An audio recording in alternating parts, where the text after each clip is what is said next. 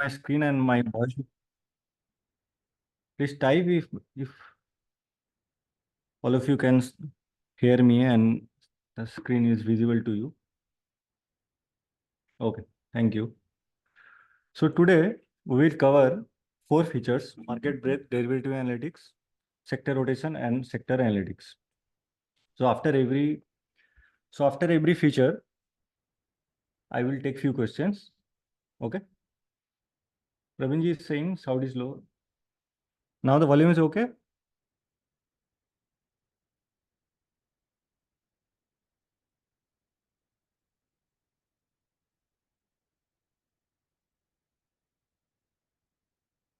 Okay. Okay.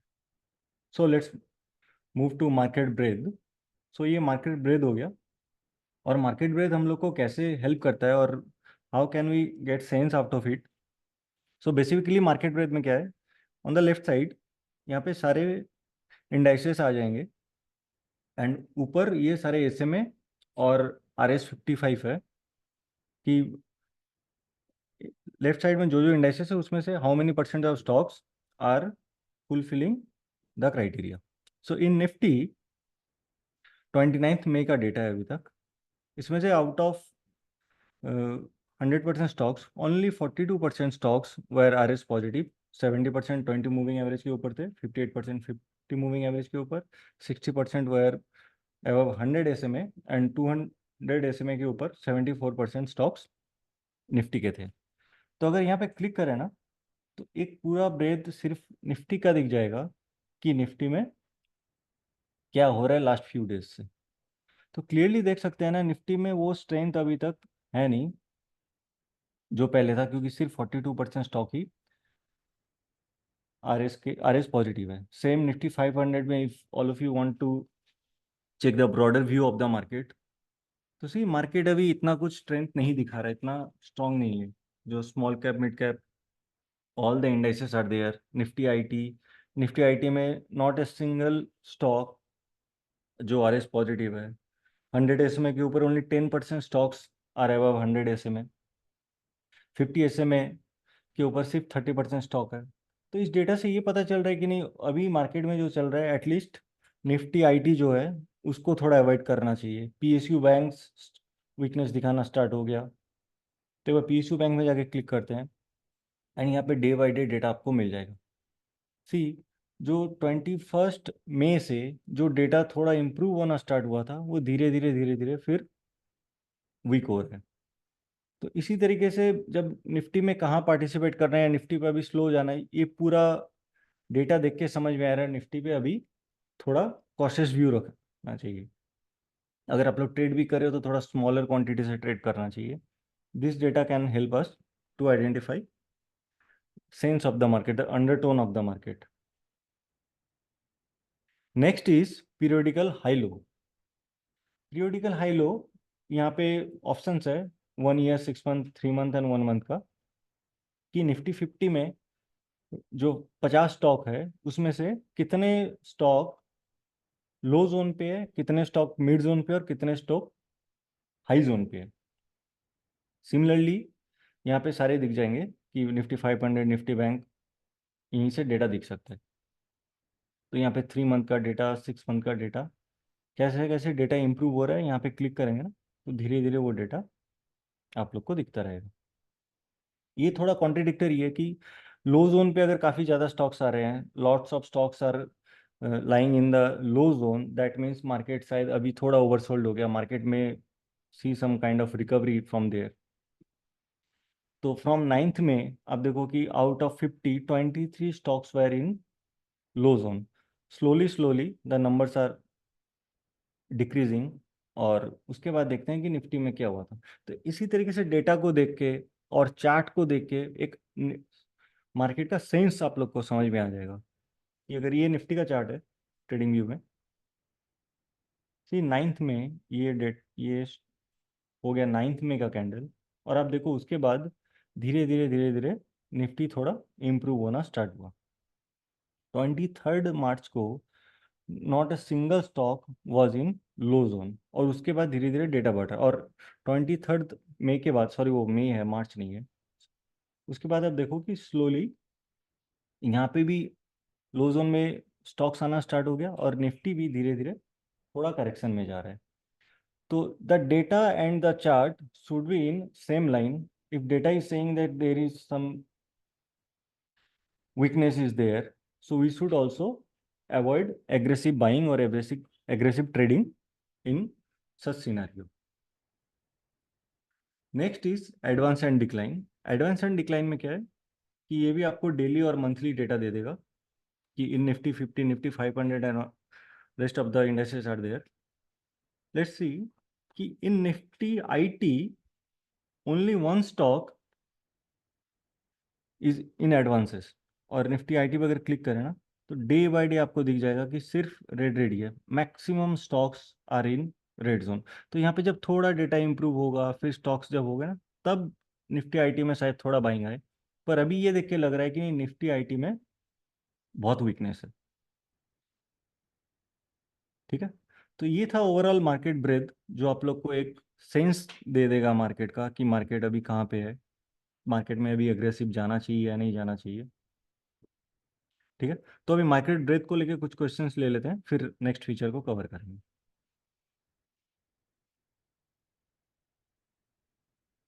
Vidya ma'am is asking for, please repeat. क्या repeat करना है ma'am? What should I repeat?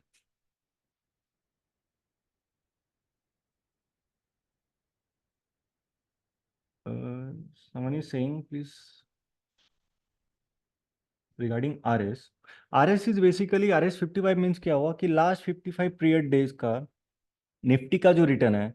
Suppose Nifty has moved 10% in last 55 trading days. If a particular stock in last 55 days is has moved more than 10%, जो Nifty के return को out perform किया है, वही stocks, only that kind of stocks will appear in RS positive.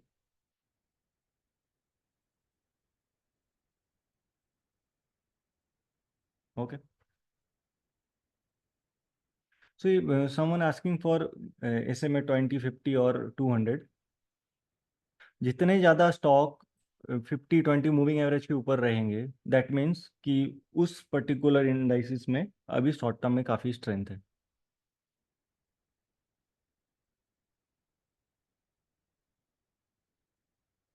Okay.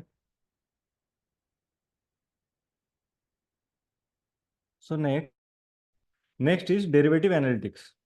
So derivative analytics में क्या होगा? This is derivative analytics. और यहाँ पे ना, on the left side, all of you can see the name of the stocks that are in FNO, OI trend, spot price, उस particular day का क्या प्राइस चेंज हुआ था, cumulative OI, and volume and delivery. यहाँ पे जो changes है ना, 8x 2x, that is the upper one is volume. So last 5 days का जो वॉल्यूम था, उसका कितना टाइम्स या कितना परसेंट वॉल्यूम हुआ था उस पर्टिकुलर स्टॉक में.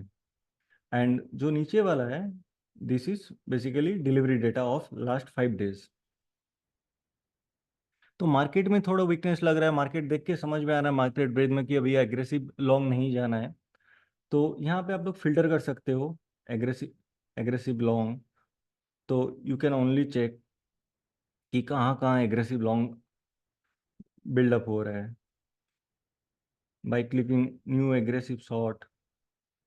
तो this data will show you कि कहाँ कहाँ पे वीकनेस है. एक बार ये डेटा मिल गया, उसके बाद this data can help you to identify और to filter the stocks that are showing weakness. So ये पूरा डेटा देख के ना दिख रहा है कि नहीं, इप्का में सबसे ज़्यादा डिलीवरी से सेलिंग हुआ था, वॉल्यूम भी काफ़ी ज़्यादा था. इंडिगो है, फिर ICICI पोटेंशियल है. एक बार एक डेटा मिलने के बाद ना इसका एक बार चार्ट जाके देखते हैं, because our final decision of taking trade should be on price action, not only on the data.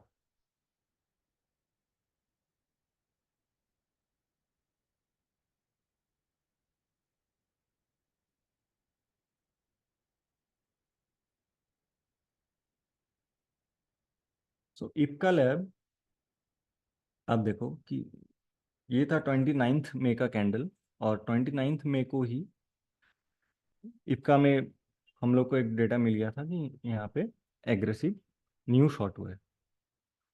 तो जब मार्केट वीक लग रहा है और एक वीक स्टॉक दिख गया कि कहाँ पे वीकनेस आ रहा है कौन से स्टॉक पे, तो लास्ट डे यहाँ पे अच्छा खासा सेलिंग भी हुआ विथ हायर वॉल्यूम, और आज उस पर फॉलोअप सेलिंग भी आ गया। तो प्राइस एक्शन और मेरा डेटा सेम लाइन में है। इसी तरीके से आप लोग शॉर्ट के डेटा ढूंढ सकते हो। और एक चेक कर लेते हैं आईसीआईसीआई पोटेंशियल।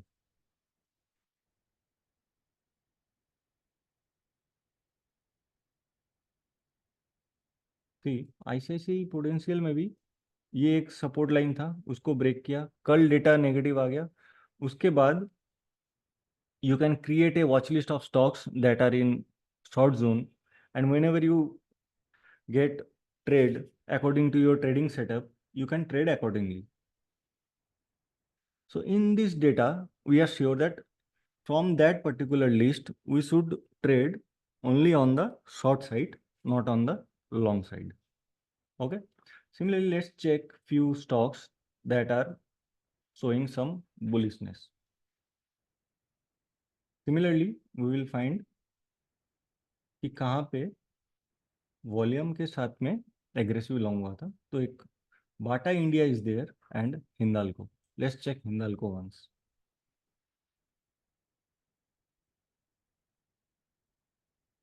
तो हिंदाल्को में कल बाइंग हुआ, ब्रेकआउट के ऊपर था, पर आज कोई फॉलो बाइंग आया नहीं इस पे, कल का हाई क्रॉस नहीं कर पाया।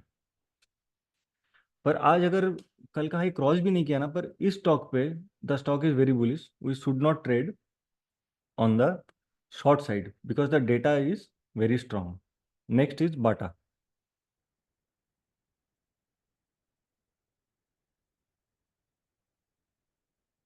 सी, बाटा में कल बुलिश ट्रेड था, डेटा मिल गया और आज काफ़ी ऊपर गया था स्टॉक, पर बाद में नीचे आ गया। तो इंट्राडे में शायद आपको थोड़ा ट्रेड अगर मिलता तो आप लोग कर सकते थे।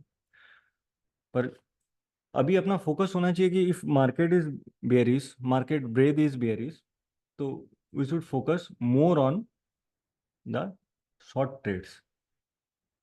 ठीक है, next is options.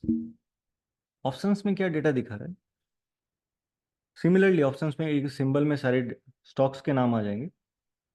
This is PCR, put call ratio, कि पुट या कॉल कितने ज़्यादा राइटर्स कहाँ पे ज़्यादा एग्रेसिव है। If more put writers are active, तो वहाँ पे आपका पीसीआर मोर देन वन होगा, क्योंकि जितने पुट राइट्स होंगे ना, that means put writers will try कि स्टॉक नीचे ना आए, स्टॉक ऊपर ही जाए। और ये पीसीआर चेंज है एक दिन का, कि पीसीआर कितना चेंज हुआ था प्रीवियस डे से, spot price and percentage of change. तो एक बार जाके देखते हैं यहाँ पे क्या हो रहा है पीईएल में। सो इन पीईएल कब से डेटा स्ट्रांग होना स्टार्ट हुआ? आप देखो 18th में, 21st में, 22nd में, यहाँ पे एक ट्रेंड अप ट्रेंड की तरफ जा रहा है, यहाँ पे एक ट्रेंड पॉजिटिव हो रहा है। तो एक बार पीईएल को देखते हैं।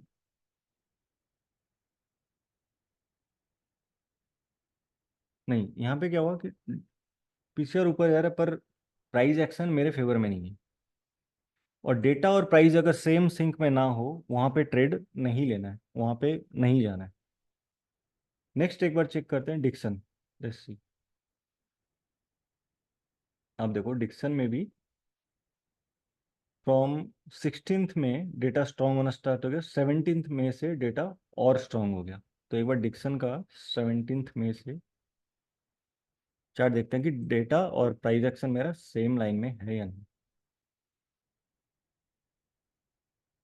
ये रहा 16th मई का कैंडल था ये।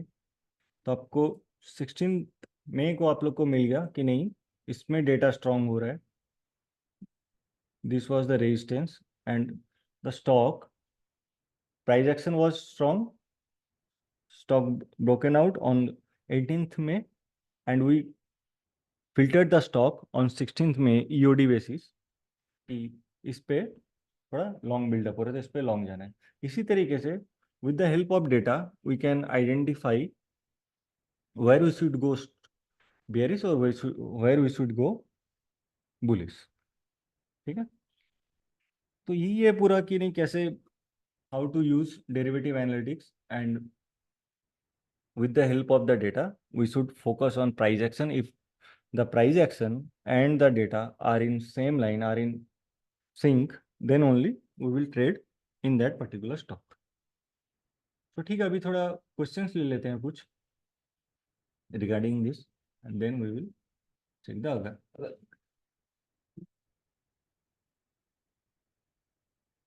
Saying, can you please check Cummins? Yeah, this is Cummins India on PCR. Okay.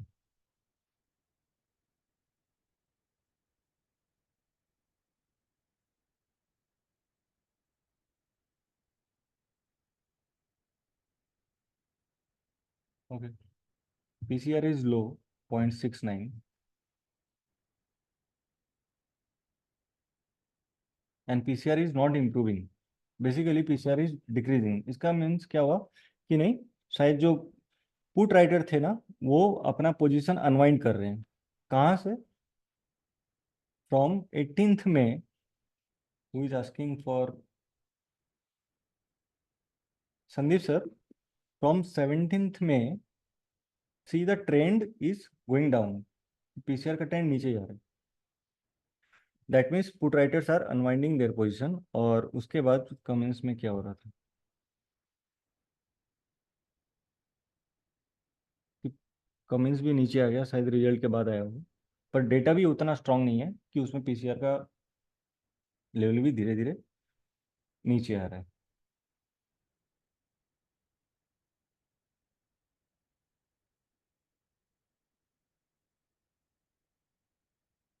नहीं, अदर क्वेश्चन आरएस के बारे में डिटेल्स।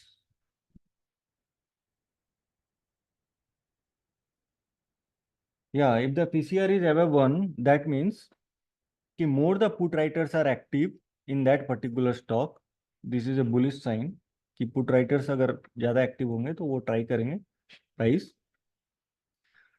नीचे ना जाए, तभी उनको फायदा होगा। जितना प्राइस ऊपर जाएगा, उनके स्ट्राइक प्राइस में जो भी उसने पुट सेल किया, उनका प्रीमियम उतना कम होता रहेगा। ठीक है, now let's cover the next feature, that is sector rotation. So sector rotation में दो लेवल है, level 1 and 2। This is overview of level 1, कि यहाँ पे आपको दिख जाएंगे कि कौन सा सेक्टर स्ट्रॉन्ग है या कौन सा सेक्टर वीक है, और from that within that particular sector how many percentage of stocks are similarly RS 55 के ऊपर, RSI जिनका 50 के ऊपर है, जैसे में 20, 50 and 100। Clearly abrasive is 100% of stocks from that particular sector. तो ये सेक्टर इतना बढ़ गया है, अब थोड़ा देखते हैं कि शायद सारे ही स्टॉक इसके ऊपर है, तो वो बहुत ज़्यादा बढ़ चुका है, तो उस पर फोकस नहीं करके ना, कहाँ स्टॉक थोड़ा इम्प्रूवमेंट दिख रहा है। एक बार देखते हैं ऑटोमोबाइल एंड एंसिलरी। अब इस पर अगर क्लिक करेंगे ना, this is level 2 of analysing sector rotation. When we click here, ये एक डेटा मिल जाएगा कि उसमें से जो सब इंडस्ट्रीज है, इनमें से कौन सा सबसे ज़्यादा स्ट्रांग है। तो देखो, रेलवेज 100% स्टॉक्स, सब सब में 100% स्टॉक ऊपर आ गए। पर यहाँ पे देख रहे हैं कि बैटरीज में, ऑटो एंसिलरी, यहाँ पे कुछ हो रहा है। तो ऑटो एंसिलरी में आते हैं, और अब देखो कि ऑटो एंसिलरी में कहाँ डेटा, कब से डेटा स्ट्रांग होना स्टार्ट हुआ। फ्रॉम 17th में आप देखो कि ऑलमोस्ट 80% स्टॉक्स, जो कि पहले 40%, 44%, 34% भी थे, धीरे धीरे धीरे धीरे वो स्ट्रेंथ दिखाना स्टार्ट हुआ। तो 17th मई में एक बार देखते हैं कि कौन कौन से स्टॉक है ऑटो एंसिलरी में। तो ऑल स्टॉक्स पे जाते हैं, और यहाँ पे एक बार टेक्निकल्स में जाके देखते हैं कि ईएमए के ऊपर, this is basically for EMA, कि this is 200 EMA, 50 EMA, 20 EMA. इसी तरीके से यहाँ पे सारे ईएमएस दिए हुए हैं, और हम लोग को फोकस करना है कि if any stock is trading above all the EMS, that means वहाँ पे स्ट्रेंथ है। तो क्लियरली दिख रहा है कि मदरसन सब ईएमए के ऊपर ट्रेड कर रहा है, सोना, बीएलडब्ल्यू। और ये डेटा मेरे को कब से दिखा रहा था कि यहाँ पे स्ट्रेंथ है? ये डेटा दिखा रहा था कि 17 मई से डेटा स्ट्रांग होना स्टार्ट हुआ। तो एक बार मदरसन सुमी को देखते हैं।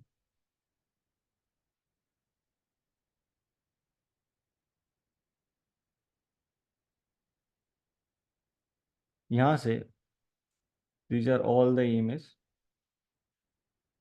from 17 May the stock has started showing out performance. तो यहाँ पे एक रेजिस्टेंस है, तो जब भी स्टॉक की रेजिस्टेंस के ऊपर जाएगा, ब्रेकआउट होगा, तो अब ब्रेकआउट, अगर जो ब्रेकआउट प्ले करते हैं, they all can trade bullish in that particular stock. Similarly और कौन से स्टॉक्स थे यहाँ पे?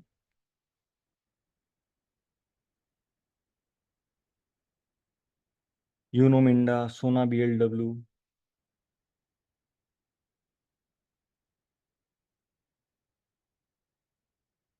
सोना कॉम भी यहाँ पे 17 मई को आया था। अभी सब मूविंग एवरेज के पास में, एंड अभी साइडवेज जाके ऑलमोस्ट ब्रेकआउट जोन के पास में।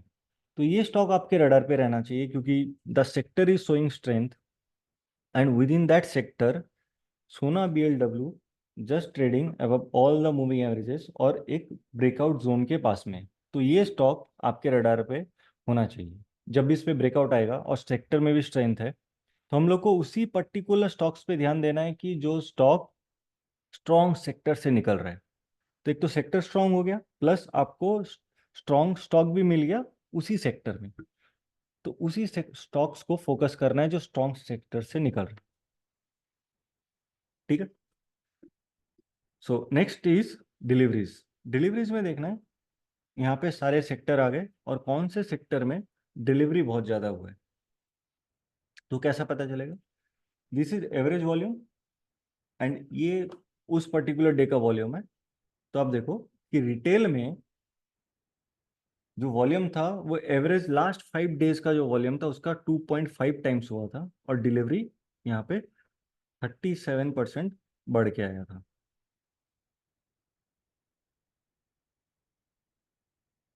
एब्रेसिव में 8 टाइम्स था, बट यहाँ पे सिर्फ 3 ही स्टॉक है। तो वो रिटेल में जाके देखते हैं कि कहाँ पे बहुत ज़्यादा बाइंग हुआ था। फुटवेयर में सबसे ज़्यादा बाइंग हुआ था इन रिटेल सेक्टर।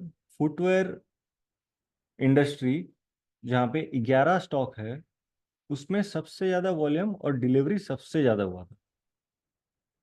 और अब इसमें जाके देखते हैं कि कौन कौन से स्टॉक्स थे जिनमें वॉल्यूम और डिलीवरी बहुत ज़्यादा था। तो एक कैंपस, बाटा, यहाँ पे प्राइस एक्शन भी पॉजिटिव था और स्टॉक्स ने अच्छा परफॉर्म भी किया। तो कैंपस को देखते हैं क्या हुआ था।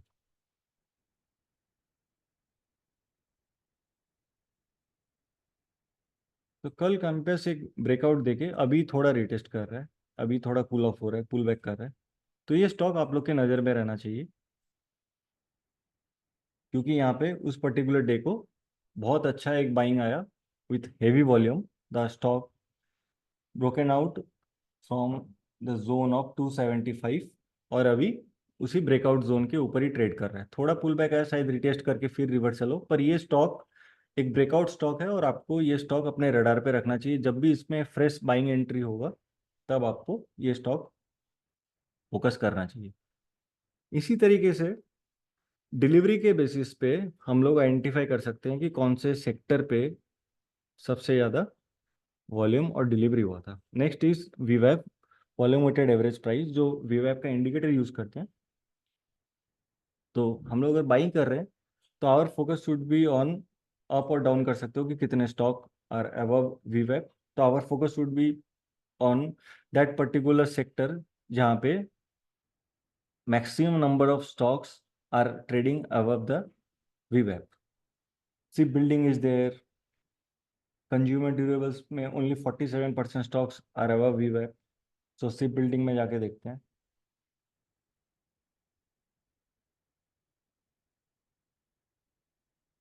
यहाँ पे सारे स्टॉक्स आ गए। फिर आप टेक्निकल इंडिकेटर लगा के all of you can check कि वीवैप के ऊपर कौन से स्टॉक्स है और किस पे buying our.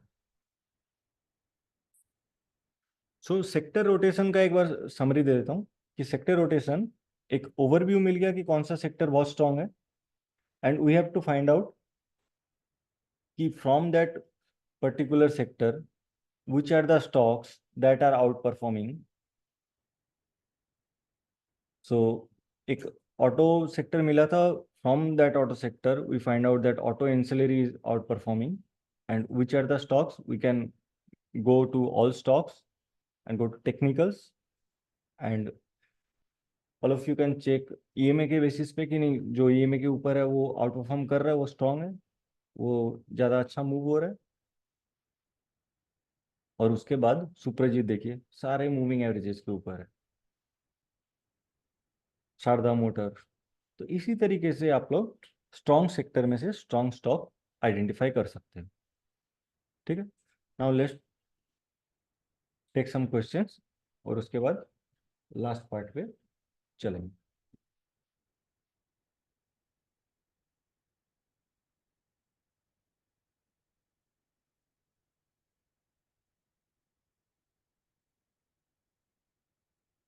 Anuj ji is asking how to go to sector rotation in premium members.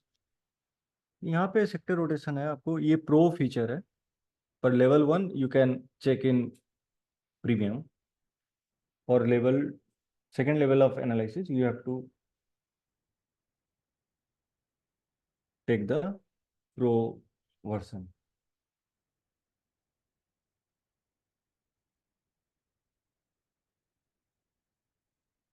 RSI can we check, या we can check suppose technicals पे जाके,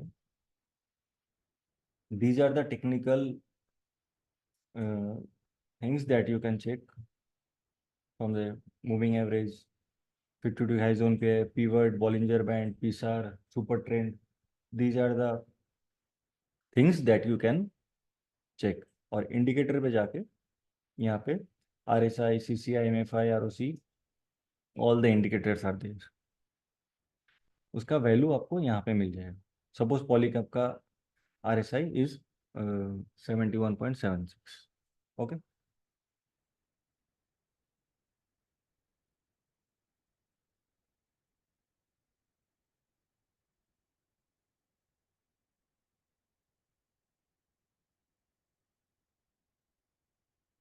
सेक्टर रोटेशन पे कितना परसेंट स्टॉक्स, ऐसा कोई हार्ड एंड फास्ट रूल नहीं है। If the percentage of stocks are keep on increasing, that means उस सेक्टर पे ना स्ट्रेंथ बढ़ रहा है।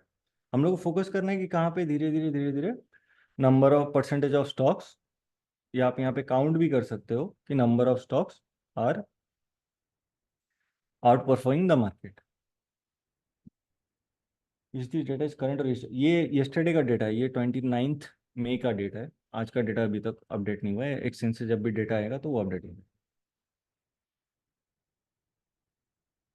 Okay, now let's move to the final part, that is sector analytics.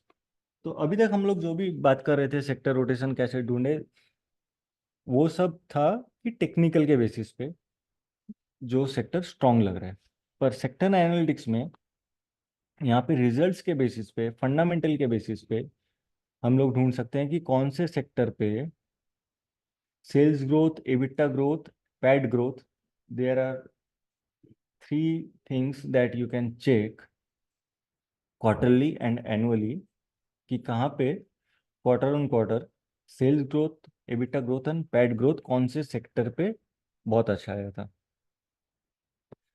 और धीरे धीरे जब भी और रिजल्ट्स आते जाएंगे ना, in reality 89 stocks have given results till now out of 178।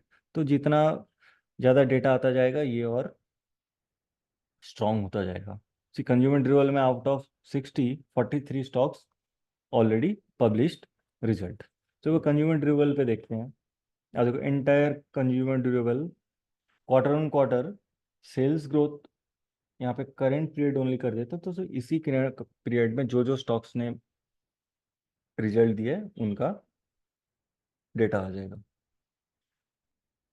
तो क्लियरली कंज्यूमर ड्यूरेबल में entire sector has delivered till now almost 23% quarter on quarter sales growth and YoY 19% का ग्रोथ है। अब देखना है कि इनमें से all of you can filter out the stock that is outperforming basically the entire sector. See, Voltas, Blue Star, Crompton Greaves, these stocks also has given good sale data. और PAT पे जाके देख लेते हैं प्रॉफिट आफ्टर टैक्स, तो entire sector ने margin जो था पैट मार्जिन वो 4%, 4.3% से इम्प्रूवमेंट दिखा है। Quarter on quarter PAT growth is almost 57% and year on year the growth is 3%। सो यार हनीवेल ऑटोमेशन, इसका PAT growth Q on Q 16% था, 32% ईयर ऑन ईयर ग्रोथ था।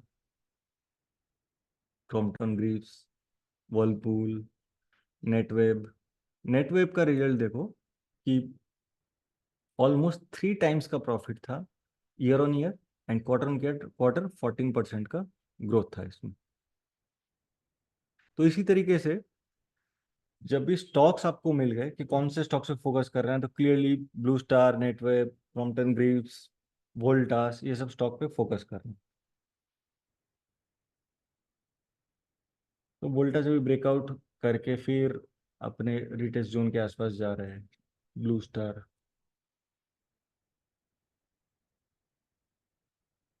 Now all of you can know कि कौन कौन से stocks that are given good results, which are the stocks that has performed well fundamentally।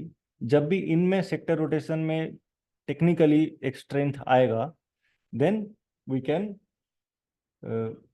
trade with more confidence because the sector now technically showing strength, plus इनमें sales growth PAT growth भी बहुत अच्छा था।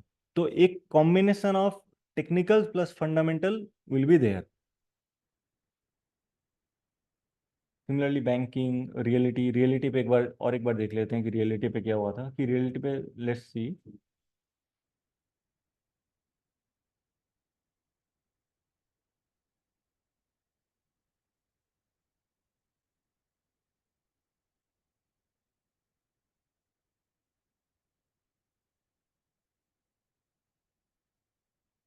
The entire reality sector, इसमें sales growth 40% was there in quarter on quarter and year on year almost more than 22% इसने profit growth दिखाया है।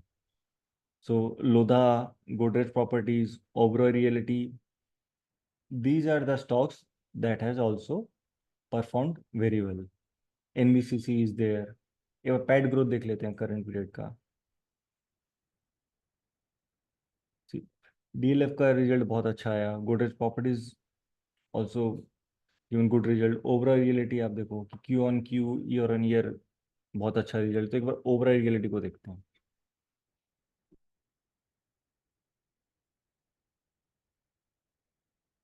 Oberoi reality almost all time high के पास में वो ट्रेड कर रहे हैं।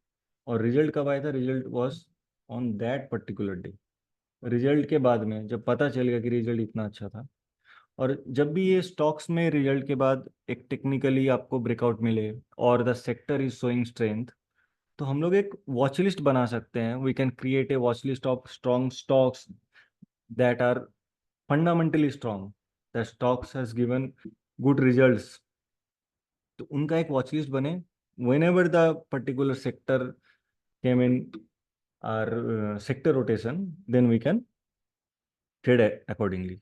Next is share holding. यहाँ पे क्या होगा कि नहीं, रिजल्ट तो पता चल गया, शेयर होल्डिंग से भी ना प्रोमोटर का share holding, FII and DII, इनको आप शॉर्ट कर सकते हो कि कौन से सेक्टर पे, इन विच पर्टिकुलर सेक्टर, या कौन कौन से सेक्टर पे सबसे ज़्यादा बाइंग या सेलिंग आया है।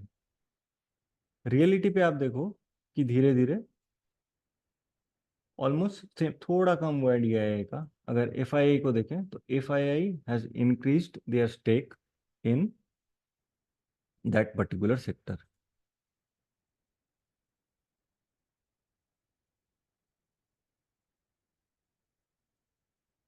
नेक्स्ट इज रिटेल में See, in retail, FIIs are continuously from last 4-5 quarters are increasing their stake in the retail sector. DIA का ऑलमोस्ट बराबर सही है, इतना कुछ चेंज नहीं हुआ. प्रोमोटर का स्टेक थोड़ा कम हुआ है. तो जो प्रोमोटर स्टेक को फोकस करते हैं, जो देखना चाहते हैं कि नहीं कौन कौन से सेक्टर पे प्रोमोटर का बाइंग अच्छा हुआ था, तो इसी तरीके से आप लोग स्टॉक या सेक्टर को फिल्टर कर सकते हो कि कहाँ पे बाइंग या सेलिंग बहुत ज़्यादा हो रहा है. अगर प्रोमोटर का स्टेक बढ़ रहा है, that is a good sign. FII का स्टेक ज़्यादा आ रहा है, तो क्यों एफआईआई ने स्टेक ज़्यादा लिया, वो सेक्टर कैसा परफॉर्म कर रहा है. There are many ways to filter out stocks. आप लोग अपने पसंद के हिसाब से स्टॉक्स देख सकते हो इसी तरीके से. तो ये था overall view of sector analytics. तो कुछ क्वेश्चन है तो एक बार ले लेते हैं सेक्टर एनालिटिक्स के regarding.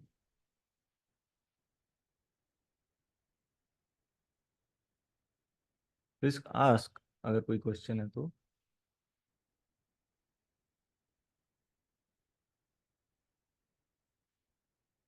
Zafar sir is asking from which date. नहीं, एक्सचेंज में जब भी व्हेन एवर द स्टॉक उनका शेयर होल्डिंग डेटा एक्सचेंज में अपडेट करता है, तो this is basically quarter on quarter पे चेंज होता रहता है share holding.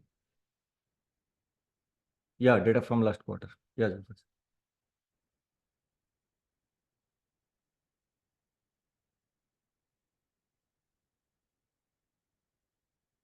How to plan trade after selecting the stocks. After selecting the stocks, suppose you have selected some 10 stocks in your watch list that are looking strong.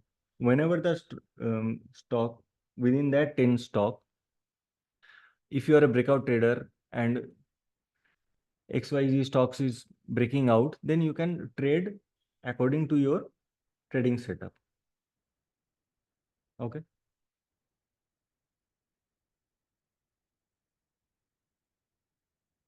Next, any other question?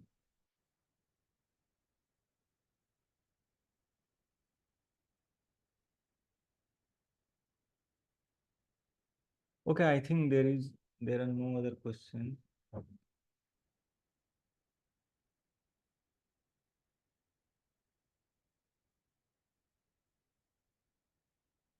सी सिद्धा sir, अभी अगर DII FII अगर अपना stake बढ़ा रहे हैं, तो next quarter में वो कम करेंगे या नहीं करेंगे तो नेक्स्ट क्वार्टर पता चलेगा. पर अभी क्वार्टर में अगर उन्होंने स्टेक लिया है, तो ये एक पॉजिटिव साइन है हम लोग के लिए. नेक्स्ट क्वार्टर क्या होगा वो, this is anybody's guess.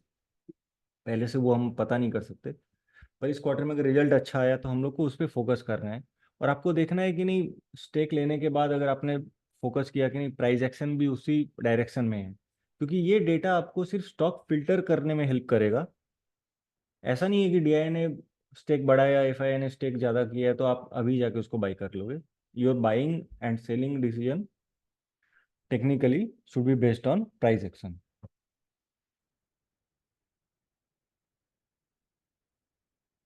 Okay. Okay, thank you so much everyone. Now I think Raju sir will take the next part. Raju sir, are you there? Hello? Hello?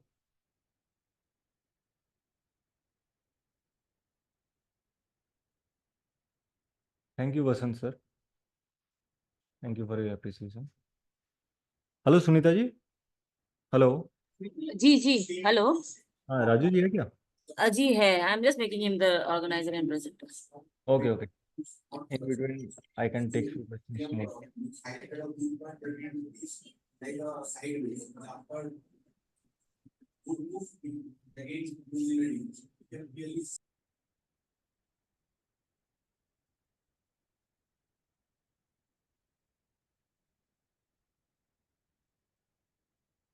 Anubrata sir asking, sir, what things you take under consideration before taking any trade? If I am a breakout trader, I will definitely try to find out stocks that are coming from the strong sector.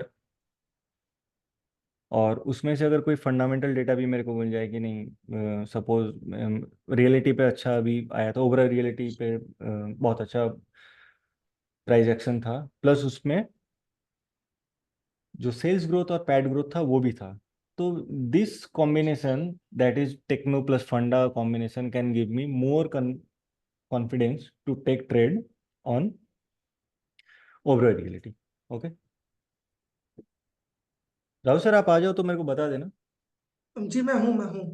Okay मैं हूँ। Okay, so I am living. Okay, thank you everyone. Rahul sir, now you can start. I am जी stop. बिल्कुल जी।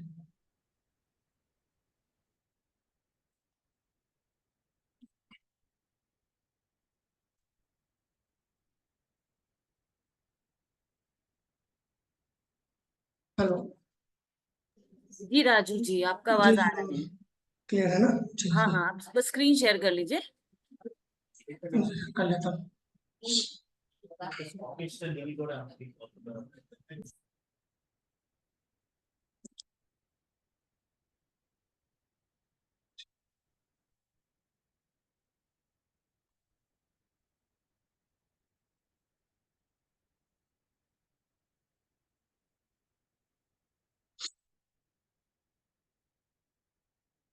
Hello everyone, good evening.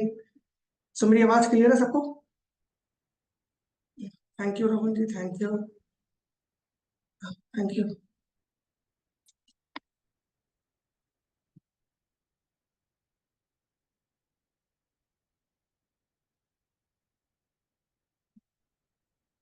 Ji thank you, मतलब आवाज clear है मेरी।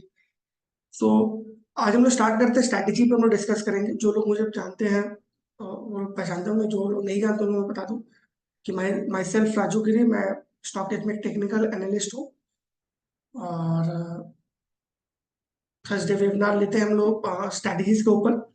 So before strategies पे जाने पे, उसके कॉम्बिनेशंस पे, उसके फॉर्मेशंस पे जाने से पहले मैं कुछ चीजें क्लियर कर देना चाहता हूँ। इससे पहले वाले वीडियो में भी मैंने क्लियर किया कि आज का जो सेशन है उसका पर्पस क्या है। द पर्पस क्या है कि मैं आप लोग के साथ यहाँ पे बैठा हूँ, डिस्कस कर रहे हैं, क्योंकि अ, उसके पीछे का पर्पस क्या है। तो पहले हम लोग ये समझ लें कि इसका पर्पस ये है कि हाउ यू यूज स्ट्रैटेजी जिससे आपका आउटकम बहुत अच्छा है, आपका रिजल्ट अच्छा हो, आपकी ट्रेडिंग आपका ट्रेडिंग जो स्टाइल है वो आपका ट्रेडिंग का जो स्टाइल है वो कैसे इम्प्रूव हो सकता है। So total overall purpose of कि इस सेशन का पर्पस यही है कि आपके ट्रेडिंग स्टाइल को, आपके आउटकम को, आपके टोटल ओवरऑल ट्रेडिंग स्किल को कैसे इम्प्रूव किया जा सकता है बाय यूजिंग द स्ट्रैटेजीज। सो हम लोग चलते हैं स्ट्रैटेजीज पे। तो ये पर्पस है। सो पहले तो ये पर्पस क्लियर हो जाए कि इससे हम लोग को करना क्या है। अब हम लोग आते हैं स्ट्रैटेजीज पे।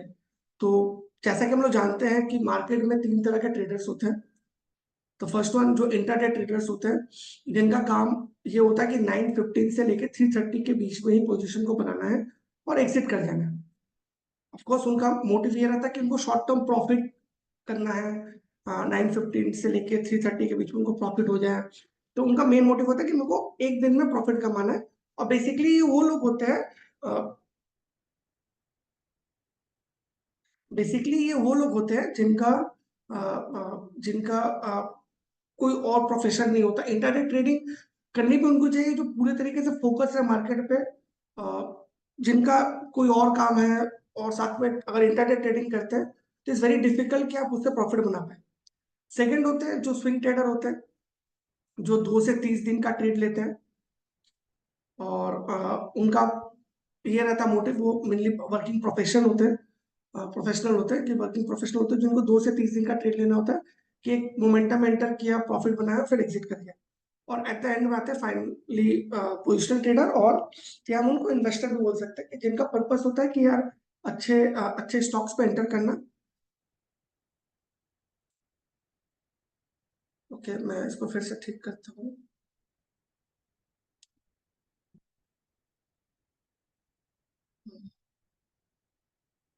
अब स्क्रीन फुल दिख रहा है सबको?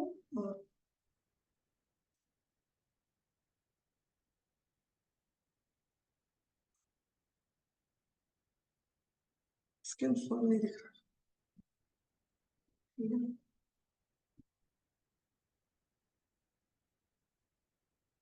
एक सेकंड में स्टॉप सेलिंग करके फिर से करता हूँ।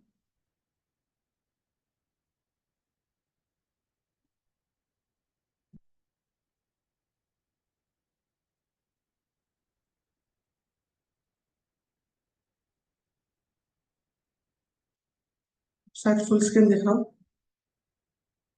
चलिए ठीक है, कंटिन्यू करते हैं। सो फिर पोजिशनल ट्रेडर्स आते हैं, तो जिनका मेन पर्पस ये रहता है कि उनको कैसे इन्वेस्टमेंट करना, वो 30 दिन से लेकर 90 दिन तक का ट्रेड करते हैं। ठीक है, उनका मेन मोटिव ये रहता है कि उनको बहुत हड़बड़ी में नहीं होता है। उनका काम है कि एक अच्छा खासा परसेंटेज वो प्रॉफिट कमा ले, जो वो रिस्क लेते हैं जिसके बेसिस पे उनको प्रॉफिट हो जाए। तो ये पोजिशनल ट्रेडर्स का होता है। स्विंग ट्रेडर वो होता है जो 2 से 30 दिन का ट्रेड बैठाते हैं, जो मोमेंटम को प्ले करते हैं, जो न्यूज पे ट्रेड करते हैं, जो टेक्निकल इंडिकेटर्स पे ट्रेड करते हैं, ये उनके लिए। तो हम लोग जो पहला स्ट्रैटेजी है उस पर चलते हैं। अच्छा, एक एक एक, एक मेरा बहुत इंपॉर्टेंट मैं जो शेयर करता हूँ हमेशा, कि एक 5 रूल होना चाहिए फॉर एवरीवन, क्या वो इंटरडे ट्रेडर हो, पोजिशनल ट्रेडर हो, या स्विंग ट्रेडर हो। तो उस 5 रूल्स में जो पहला वाला कंडीशन आता है ना, जो ये हम लोग सारा स्ट्रैटेजी करेंगे उसमें भी एप्लीकेबल होता है। तो जो पहला वाला कंडीशन है कि आप अंडरस्टैंड क्या करते हो, आपका कॉन्सेप्ट क्या है, आपको पहले ये समझना होगा आपका पर्पस क्या है। अगर मैं ये बोलूँ कि पहला रूल है व्हाट इज योर पर्पस, जैसे कि मैंने एक्सप्लेन किया कि इंट्राडे ट्रेड, स्विंग ट्रेड और पोजीशन ट्रेड कैसे किया जा सकता है, किन किन के लोगों के लिए होता है। और तो उसी तरह कि अगर आप समझो कि आपका कॉन्सेप्ट क्लियर होना चाहिए कि आप इंट्राडे ट्रेडर हो, स्विंग ट्रेडर हो या पोजीशन ट्रेडर हो।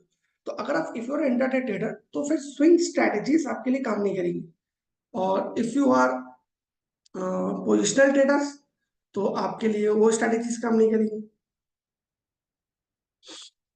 एक सेकेंड बस कर चलना है।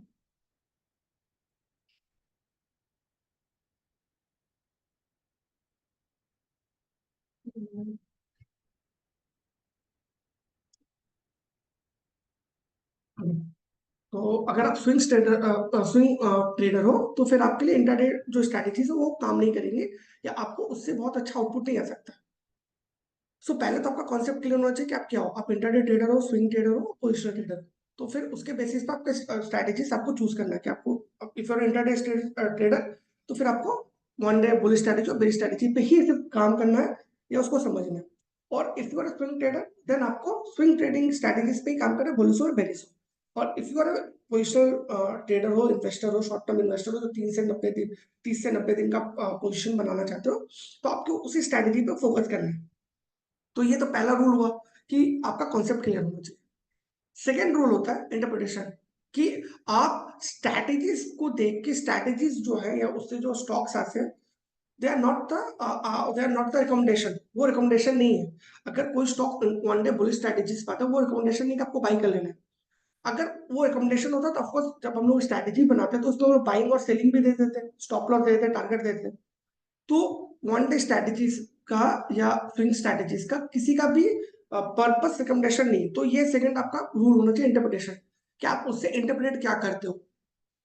तो हर एक ट्रेडर का इंटरप्रिटेशन अलग होगा, हर एक ट्रेडर का पर्पस अलग होगा। थर्ड होता है एग्जीक्यूशन, ये बहुत ही इंपॉर्टेंट रूल है एग्जीक्यूशन। इंट्राडे ट्रेडर का एग्जीक्यूशन स्विंग ट्रेडर के लिए काम नहीं करता, स्विंग ट्रेडर का एग्जीक्यूशन आपके पोजिशनल ट्रेडर्स के लिए काम नहीं करता। तो एग्जीक्यूशन हर एक ट्रेडर का, उनके कॉन्सेप्ट, उनके इंटरप्रिटेशन के हिसाब से अलग अलग होता है। हम लोग एक एक करके सारा डिस्कस करेंगे। फोर्थ होता है कंटिन्यूएशन।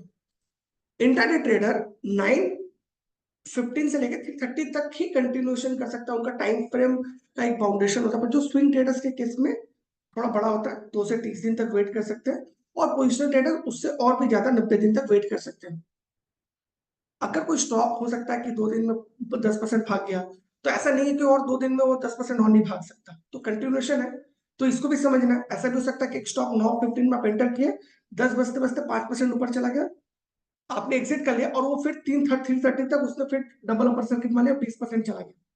तो ये भी हो सकता है। तो इसमें भी आपको समझना कि कंटिन्यूएशन है। अच्छा, ऐसा भी हो सकता है कि एक स्टॉक 5% ऊपर चला गया, आपने एग्जिट नहीं किया, कह रहे यार अभी तो और जाएगा, और फिर उसने अपना सारा गेन लॉस करके डे एंड पे आके बंद किया या आपके ओपनिंग प्राइस के आसपास बंद किया। तो ये भी आपको समझना कि कंटिन्यूएशन करना है या नहीं करना है। करना है तो उसका क्या क्या पैरामीटर हो सकता है, नहीं करना है तो उसका क्या क्या पैरामीटर हो सकता है। और आखिरी होता है एग्जिट रूट। एग्जिट रूट दोनों तरफ हो सकता है। अगर आप प्रॉफिट का बात करोगे तो प्रॉफिट का एग्जिट रूल अलग होता है, और अगर आप स्टॉप लॉस की बात करते हो कि अगर गलत पड़ गए तो मान लो उस चीज को और स्टॉप लॉस पे एग्जिट कर लो।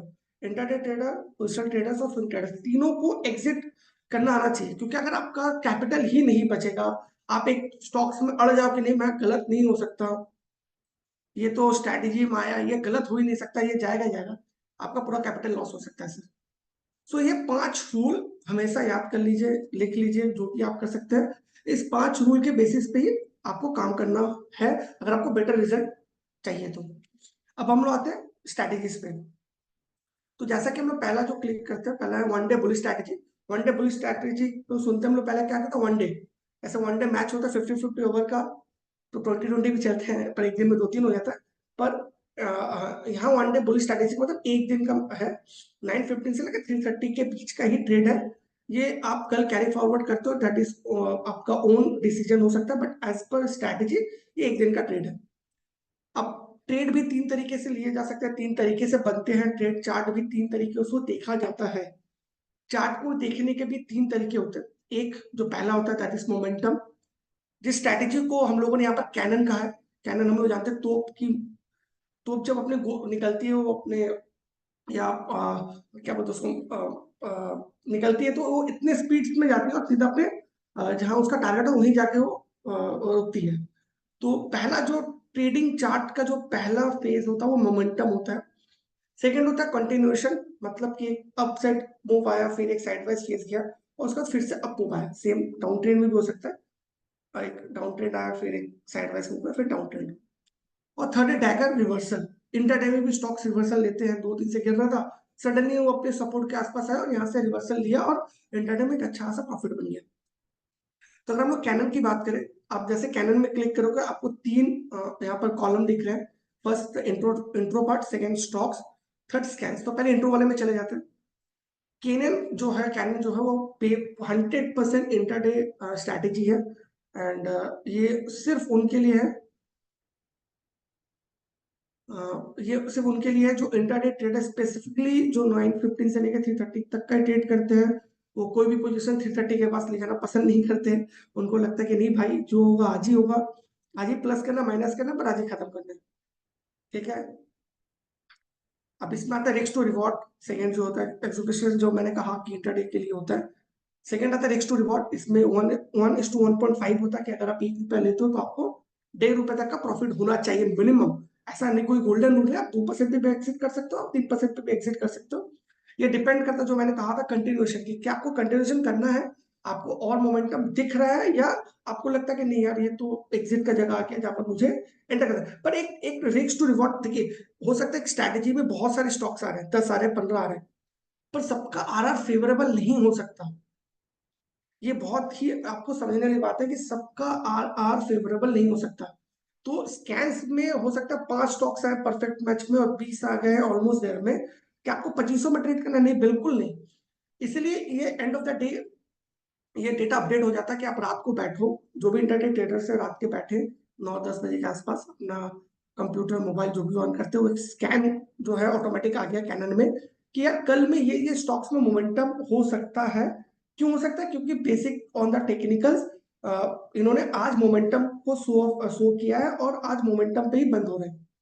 तो आप उसमें जाओ, आप उसमें फिल्टरिंग कैसे कर सकते हो जो स्ट्रैटेजीज पे कि क्या आर आर फेवरेबल है, क्या आपका रिस्क टू रिवॉर्ड फेवरेबल है, क्या आपको लग रहा है कि नहीं मुझे यहाँ पर ट्रेड लेना चाहिए और मेरा risk to reward at least minimum 1:1.5 है। अगर है तो ठीक है, वो मेरा स्कैन है, मैं उस पर कल सुबह ट्रेड ले सकता हूँ। तो ये आप स्कैन्स को भी और अच्छे तरीके से फिल्टर कर सकते हो, जो स्ट्रैटेजीज पे जो भी स्टॉक्स आते हैं कि क्या आर आर फेवरेबल है कि नहीं। ठीक है, स्कैन्स पाते हैं, समझते हैं क्या स्कैन्स है जो कैनन या मोमेंटम स्टॉक्स बोलते हैं। तो पहला जो रूल है कि लिक्विड स्टॉक होना चाहिए, high trade and delivery quantity, liquid stock होना चाहिए। नॉर्मली ये मेरा भी हमेशा मानना रहता है कि जो इंट्राडे ट्रेड है वो निफ्टी 250 से लेकर 500 तक के स्टॉक्स में ही करने चाहिए। क्योंकि उसमें लिक्विडिटी होती है, किसी भी पॉइंट ऑफ में आप एग्जिट कर सकते हो जो रिटेलर्स होते हैं। सेकेंड है closest above the previous high, previous high के ऊपर बंद होगा तभी तो लगेगा कि नहीं मोमेंटम अच्छा है, मोमेंटम स्ट्रांग है। Third is closest above the last week high, अपने लास्ट वीक के भी ऊपर चल रहे हैं, मतलब कि एक पूरे वीक का उसका जो हाई बना था लास्ट प्रीवियस, उसके ऊपर वो ट्रेड कर रहा, मतलब उसका मोमेंटम स्ट्रांग है। फोर्थ है आरएसआई क्रॉस अबव 70, आरएसआई जो है ऑलरेडी ओवरबॉट जोन में एंटर कर रहा है 70 के आसपास, मतलब आरएसआई बहुत ही ज्यादा स्ट्रांग है, बहुत ज्यादा बुलिश है। और थर्ड है आरएसआई ओवरबॉट जोन में, ऑलरेडी कुछ स्टॉक्स ऐसे होते हैं जो ओवरबॉट जोन पर वो अपना कंटिन्यूशन करते हैं, कंटिन्यू आप देखेंगे कि हायर हाई हायर लो का फॉर्मेशन बन रहा है। कंटिन्यू एक स्टॉक है जो आरएसआई 70 अबव होने के बाद 80 84 तक भी चले जाते हैं। तो ये सारा स्कैन्स के ऊपर है। अब आते हैं स्टॉक्स पे, जैसे कि परफेक्ट मैच में इसमें कैंपस है, ईआईडी है, ईआईडी पेरी है, ग्रीनवेल है, तो हम वो कैंपस को क्लिक करते हैं क्योंकि आज इसने अच्छा मूव नहीं दिया, कल अपने कल के मूव को कंटिन्यू नहीं किया, तो इसको मैं देखते हैं कि इसमें हम लोग कैसे जो 5 रूल है वो एप्लीकेबल होता है।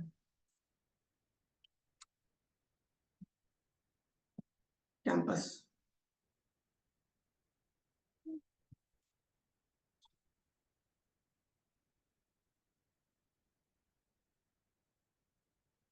तो जो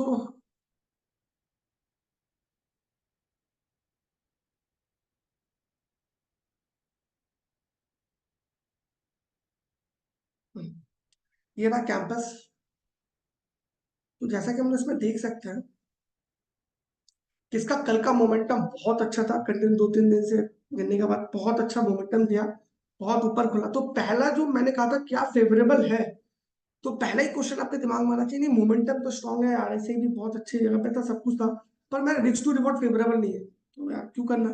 तो पहला चीज तो ये है कि स्टार्ट को देखते ही लग रहा है कि इसका स्टॉप लॉस बहुत दूर है, क्योंकि इसका अर्ली में कहीं पर भी सपोर्ट लेवल अगर मैं इसको भी पकड़ता हूँ, जो इसका लास्ट स्विंग हाई है ये वाला पोर्शन, ये वाला कैंडल, तो भी 275 है, और ये कल के क्लोज हुआ ऑलमोस्ट 296 के, 20 रुपए का फर्क है, ऑलमोस्ट 6-7% का आसपास का आ रहा है स्टॉप लॉस। तो क्या इंटरडे ट्रेडर को 7% का स्टॉप लॉस देना चाहिए? तो पहला चीज ब्रेन में आता है नहीं, तो ये तो रिस्क टू रिवॉर्ड से फेवरेबल है नहीं। एक सेकंड कर देता हूँ, ये सुपर ट्रेंड है, ठीक है। अब आता सेकंड, जो सेकंड मेरे माइंड में आता है कि क्या एग्जीक्यूशन इसमें आया नहीं, क्योंकि इसका कल का प्रीवियस डे का जो हाई है, इसका जो प्रीवियस डे का हाई था वो है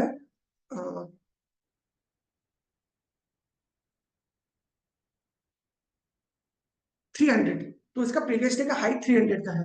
तो जो सबसे पहला चीज मेरे ब्रेन में आना चाहिए कि कल अगर इसने 300 का हाई बनाया है और 296 के आसपास बंद हुआ है, मतलब ऑलमोस्ट अपने हाई के आसपास बंद हुआ है, तो मेरा एंट्री कब बनता है कि अगर ये कल के प्रीवियस डे के हाई के ऊपर अगर एग्जीक्यूट करता है, ओपन होता है, या 30 मिनट्स के चार्ट में 50 मिनट्स के कैंडल में क्लोज करता है, तो ही जाके मेरा एग्जीक्यूशन आता है।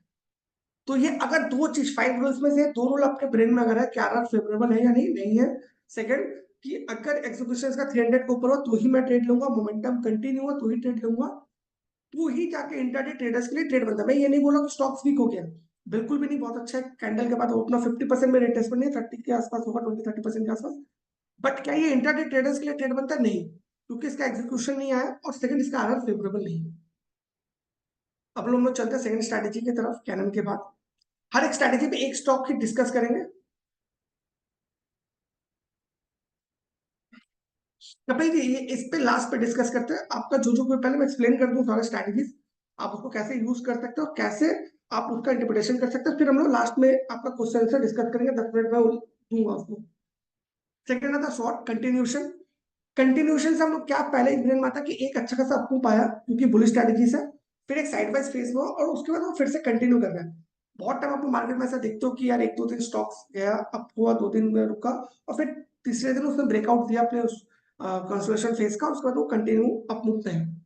इंट्रो वाले पार्ट में चले जाते हैं, सेम कॉन्सेप्ट है, सिर्फ इसका हम लोग रिस्क टू रिवॉर्ड देख लेते हैं। इंट्राडे का नॉर्मली रिस्क टू रिवॉर्ड 1:1.5 होता है, ठीक है। स्कैन्स पे चला जाता है, हाई ट्रेड क्वांटिटी लिक्विड होना चाहिए, हाई इंक्रीज इन 3 मंथ, 3 महीने से अच्छा परफॉर्मेंस करे, आउट परफॉर्म करे, सीसीआई और एमएफआई ये दोनों के दोनों लीडिंग इंडिकेटर्स है, दोनों के दोनों ट्रेंडिंग अप होने चाहिए।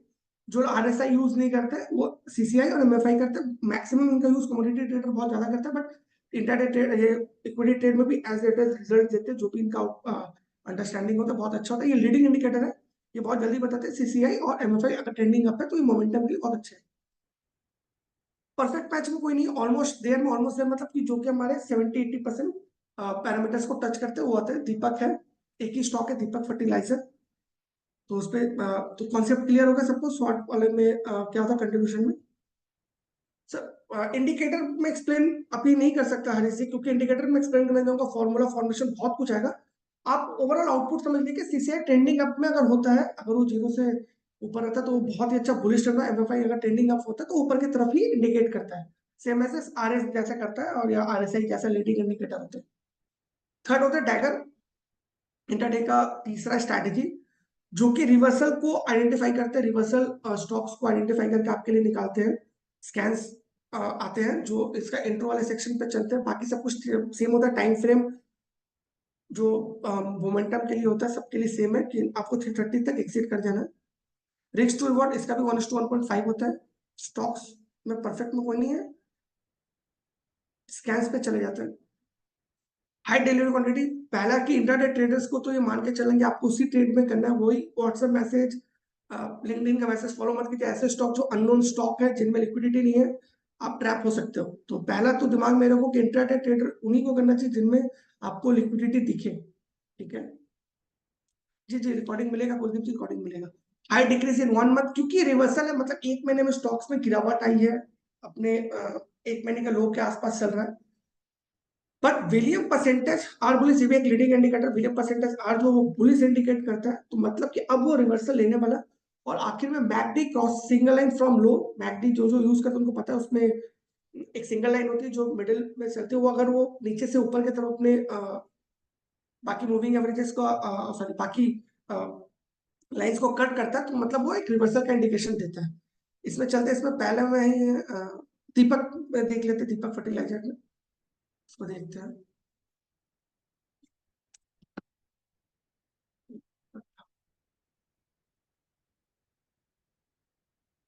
At least one sir, at least one, at least 15 minute के कैंडल में मिनिमम 15 मिनट का कैंडल में क्लोज हो जाए, सस्टेन कर जाए, एंड एटलीस्ट का बिल्डिंग 15 मिनट्स का। इंट्राडे ट्रेडर आप जितना भी करो सर, बट देखिए मैं ये मानता हूं कि intraday traders at least 15 minutes to 30 minutes का चार्ट देखना चाहिए।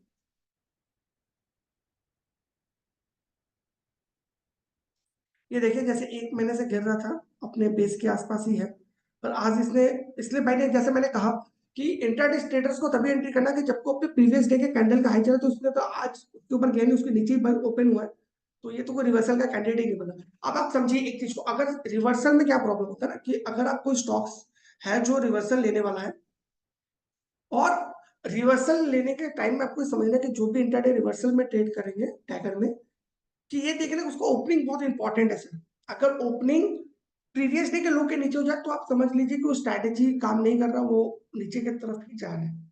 ठीक है, ओपनिंग और सस्टेन 15 मिनट के कैंडल में एटलीस्ट उसके ऊपर हो जाए तो अच्छा। अच्छा ये दीपक नाइट्रेट खुल गया, अच्छा sorry sorry sorry, thank you fertiliser ही। हाँ जी जी, thank you Deepak fertiliser ji, thank you. ये देखिए एक महीने के स्टॉक्स अपना वीकी है, वीकी था, उसके बाद एक कंसोलिडेशन फेज पे गया, और फिर कल ही अपने प्रीवियस डे का हाई के ऊपर बंद हुआ, मतलब एक रिवर्सल का साइन दिया है।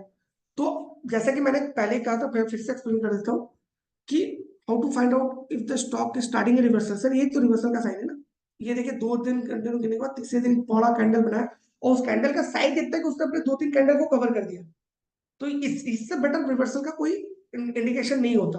बट क्योंकि आज ओवरऑल मार्केट ही वीक था, तो इसलिए हो सकता है दीपक फर्टिलाइजर चला नहीं। हो सकता है मार्केट अगर पॉजिटिव होता और ये अपने प्रीवियस डे कल के हाई के 29 तारीख के हाई के ऊपर सस्टेन कर जाता, तो हो सकता है बहुत अच्छा मूव दे सकता था, ये बहुत ही अच्छा मूव दे सकता था। ठीक है, तो ये सबने एक कैंडल का साइज भी देखिए ना, कि कैंडल का साइज ही ऐसा कि उसने अपने ऑलमोस्ट 3 कैंडल को कवर कर दिया, 3 प्रीवियस कैंडल को। ठीक है, इसमें भी आपको वही रूल अप्लाई करना है, इसमें RR is no doubt favourable था, बट क्योंकि एग्जीक्यूशन नहीं हुआ, क्योंकि अपने प्रीवियस डे का हाई के ऊपर नहीं चला। तो ये हमेशा आपको दिमाग में रखना है कि आपको इंट्राडे हो, आप स्विंग करो कुछ भी, एग्जीक्यूशन का टाइम आपको बहुत ही ज्यादा फोकस करना है। एग्जीक्यूशन अगर नहीं है, फोर्सफुली ट्रेड नहीं लीजिएगा, फोर्सफुली आपको नहीं करना है। अब चलते हैं हम लोग स्विंग इंट्राडे बेरिश स्ट्रेटेजीज की तरफ।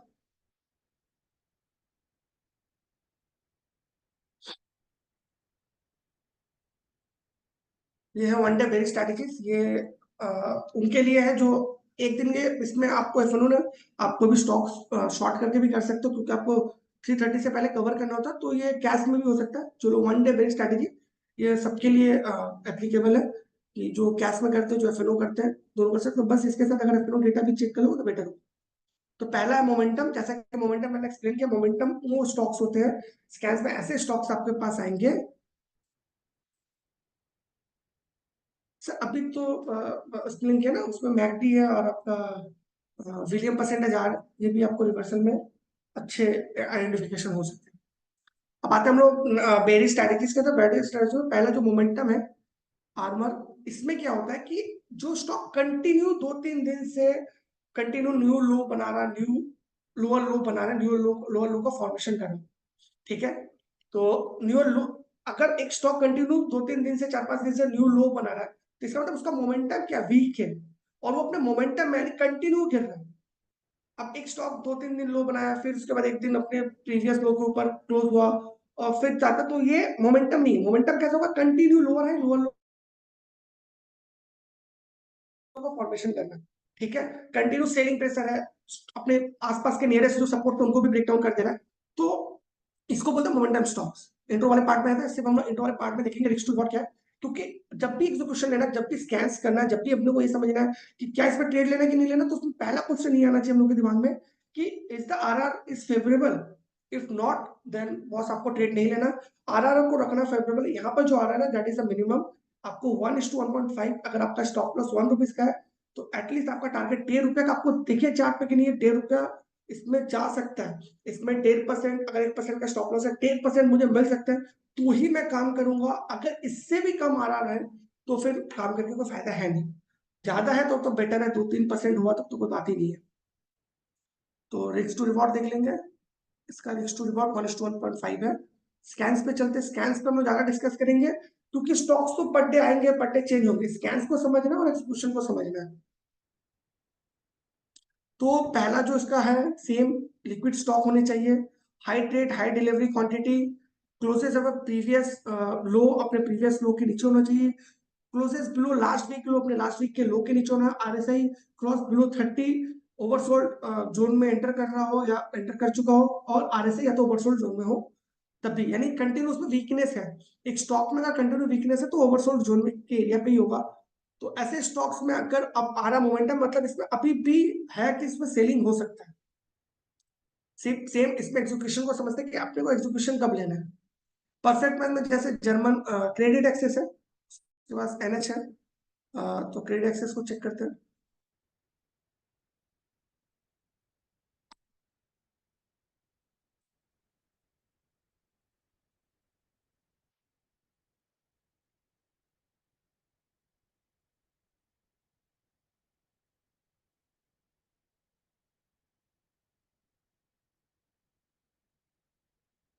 ये देखिए कंटिन्यू स्टॉक्स में सेलिंग है, जो मैंने कहा लोअर हाइस लोअर लोस का फॉर्मेशन कर रहा है। अब इसमें देख से ट्रेड बन रहा था, बना है, नो डाउट क्लोजिंग ऊपर हुआ, बट हमको लगता है 1% 10% तो मिल ही गया होगा जो भी इसमें ट्रेड किए होंगे। अब जैसे, अब इसका प्रीवियस डे का लो हम लोग चेक कर लेंगे। सपोज कीजिए इसका प्रीवियस डे का लो है 1316.70 को मैं हटा देता हूँ 1316। तो मेरा एग्जीक्यूशन कब बनेगा अगर आज मुझे ट्रेड लेना, जब ये 1316 के या तो नीचे खुले, या तो किसी भी कैंडल में पहले 1-2 घंटे में 15 मिनट का कैंडल बंद कर दे, मेरा एग्जीक्यूशन आ जाएगा। और अगर मेरा एग्जीक्यूशन आ गया तो मैं इस पे बनूंगा, और मेरा अगर 1.5% के आसपास का बन रहा है तो मैं इस पे रहूंगा। स्टॉप लॉस क्या हो सकता है, देखिए स्टॉप लॉस इंट्राडे ट्रेडर्स का बहुत सारा रूल है, पर मैं 2 रूल जो मैं बहुत फॉलो करता हूँ, मुझे लगता है कि ये बहुत इस पे अच्छा काम हो सकता है। एक, अगर स्टॉक्स का कैंडल, प्रीवियस डे का कैंडल बहुत बड़ा नहीं, जैसे कैंपस का था, अगर बहुत बड़ा नहीं है, तो आप प्रीवियस डे के लास्ट 30 मिनट्स का या लास्ट 1 घंटे का लो को स्टॉप लॉस ले सकते हैं। या तो अगर ओपनिंग ही बहुत गैप अप या गैप डाउन के साथ हुआ है, तो ओपनिंग आपका जो है प्राइस जहां पर ओपन होता है वो आपका स्टॉप लॉस हो सकता है। अगर आप गैप अप में खेल रहे हो तो आपका opening price gap up stop loss होगा, गैप डाउन में खेल रहे हो तो ओपनिंग प्राइस आपका गैप स्टॉप लॉस होगा। और अगर आपको लगता नहीं एट पार खुला उसके पास उसमें मोमेंटम अप या डाउन का साइड है, तो लास्ट डे के लास्ट 30 मिनट से 1 घंटे के लो को आप अपने स्टॉप लॉस ले सकते हैं। ठीक है, अपन लोग चलते हैं दूसरे वाले स्ट्रैटेजी की तरफ। नेगेटिव स्ट्रैटेजीज पे अभी क्या कि मार्केट ऑलरेडी बुल है, तो कभी भी हो सकता है कि रिवर्सल आ जाए। अब उसके बाद कंटिन्यूशन में चलते हैं। कंटिन्यूशन जैसे मैंने कहा कि एक स्टॉक कंटिन्यू गिरा, फिर एक साइडवाइज फेज में चला गया, उसमें थोड़ा सा कूल ऑफ आया, उस दिन उसने फिर से अपने लो को टेस्ट किया, रिटेस्ट किया, और फिर सडनली से उस अपने बेस को तोड़ के फिर वो कंटिन्यूशन की तरफ जा रहे हैं, उसका डाउन ट्रेंड अभी भी कंटिन्यू है। तो ऐसे स्टॉक्स इसमें आते हैं। रिस्क टू रिवॉर्ड 1.5 होगा जी, 1:1.5 है। स्कैन्स पे बात कर लेते हैं। स्कैन्स को देखते हैं क्या क्या स्कैन्स है इसमें। High trade quantity, liquid stock होना चाहिए, high decrease in 3 months, CCI trending down और एमएफआई ट्रेंडिंग डाउन। अगर ऐसा कुछ होता है तो ये स्टॉक्स आपको बहुत अच्छे एक डाउनसाइड मूव दे सकता है। रिवर्सल में इसमें जैसे कि आप इसके इंट्रो वाले पार्ट में जैसे stock which turn bearish after a upward momentum and have down move potential in the following trading session. मतलब एक स्टॉक होता है कि सडनली आप देखोगे 10% ऊपर आया और आपको लगा यार कल तो ये कंटिन्यूशन होगा और रिटेलर्स इसमें एंटर करते हो, कंटिन्यूस में 2-3 दिन वो गिर जाता है। तो इसी को ऐसे स्टॉक्स ही इसमें आएंगे बूम रेंज में या रिवर्सल वाले पैटर्न में। रियलमी सर आप थैंक यू कि आप समझ गए हैं, बट मैं अपना करवा लूं फिर मैं स्विंग में जाऊंगा सर।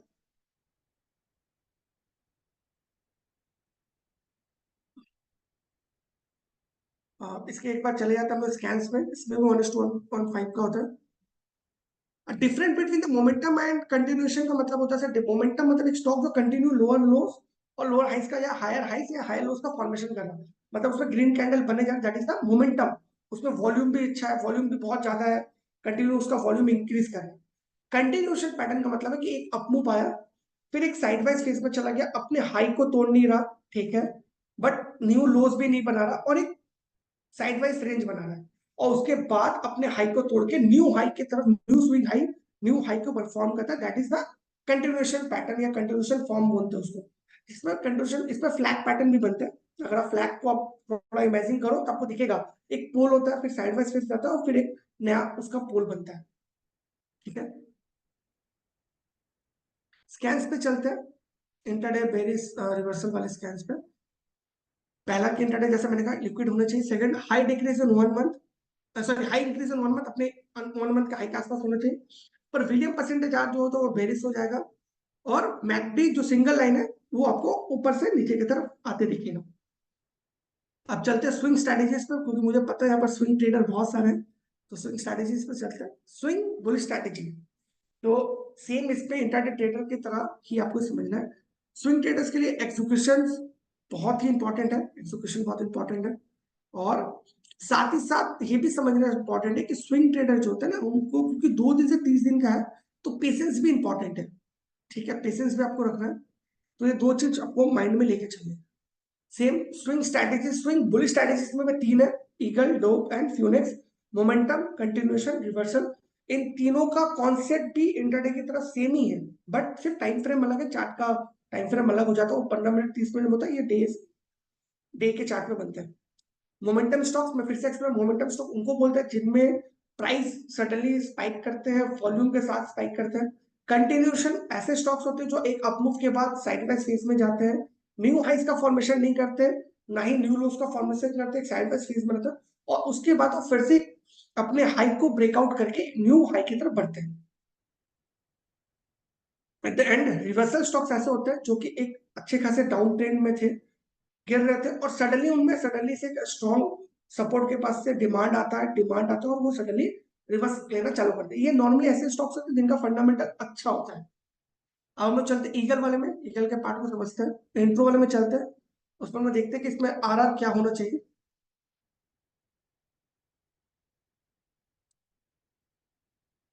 हरीश जी, आपका क्वेश्चन जो है बहुत इंपॉर्टेंट है, ये आप मेरे से प्लीज एंड पे पूछेगा, क्योंकि इसमें मेरे को 2 मिनट आपको समझाने में लगेंगे। डिसीजन आप ही लीजिएगा, मैं आई एम नो वन, आपको जो समझाऊंगी आप इंटरडे करें या स्विंग ट्रेडर करें, मैं आपको सिर्फ एक्सप्लेनेशन करूंगा, उसके बाद आप डिसीजन आप लीजिए। अब आते हैं इसके लेंथ ऑफ द ट्रेड, जैसे कि मैंने पहले कहा 2 दिन से 30 दिन का होता है। रिस्क टू रिवॉर्ड इसमें होता है 1:3, 1% अगर आपका स्टॉप लॉस है तो टारगेट 3% का होना चाहिए। अगर आपका स्टॉप लॉस 2% पे 3% पे तो आपका 3 गुना एटलीस्ट टारगेट होना चाहिए। 3% के लिए 12% का टारगेट होता है, ठीक है, क्योंकि आपके पास 30 दिन है।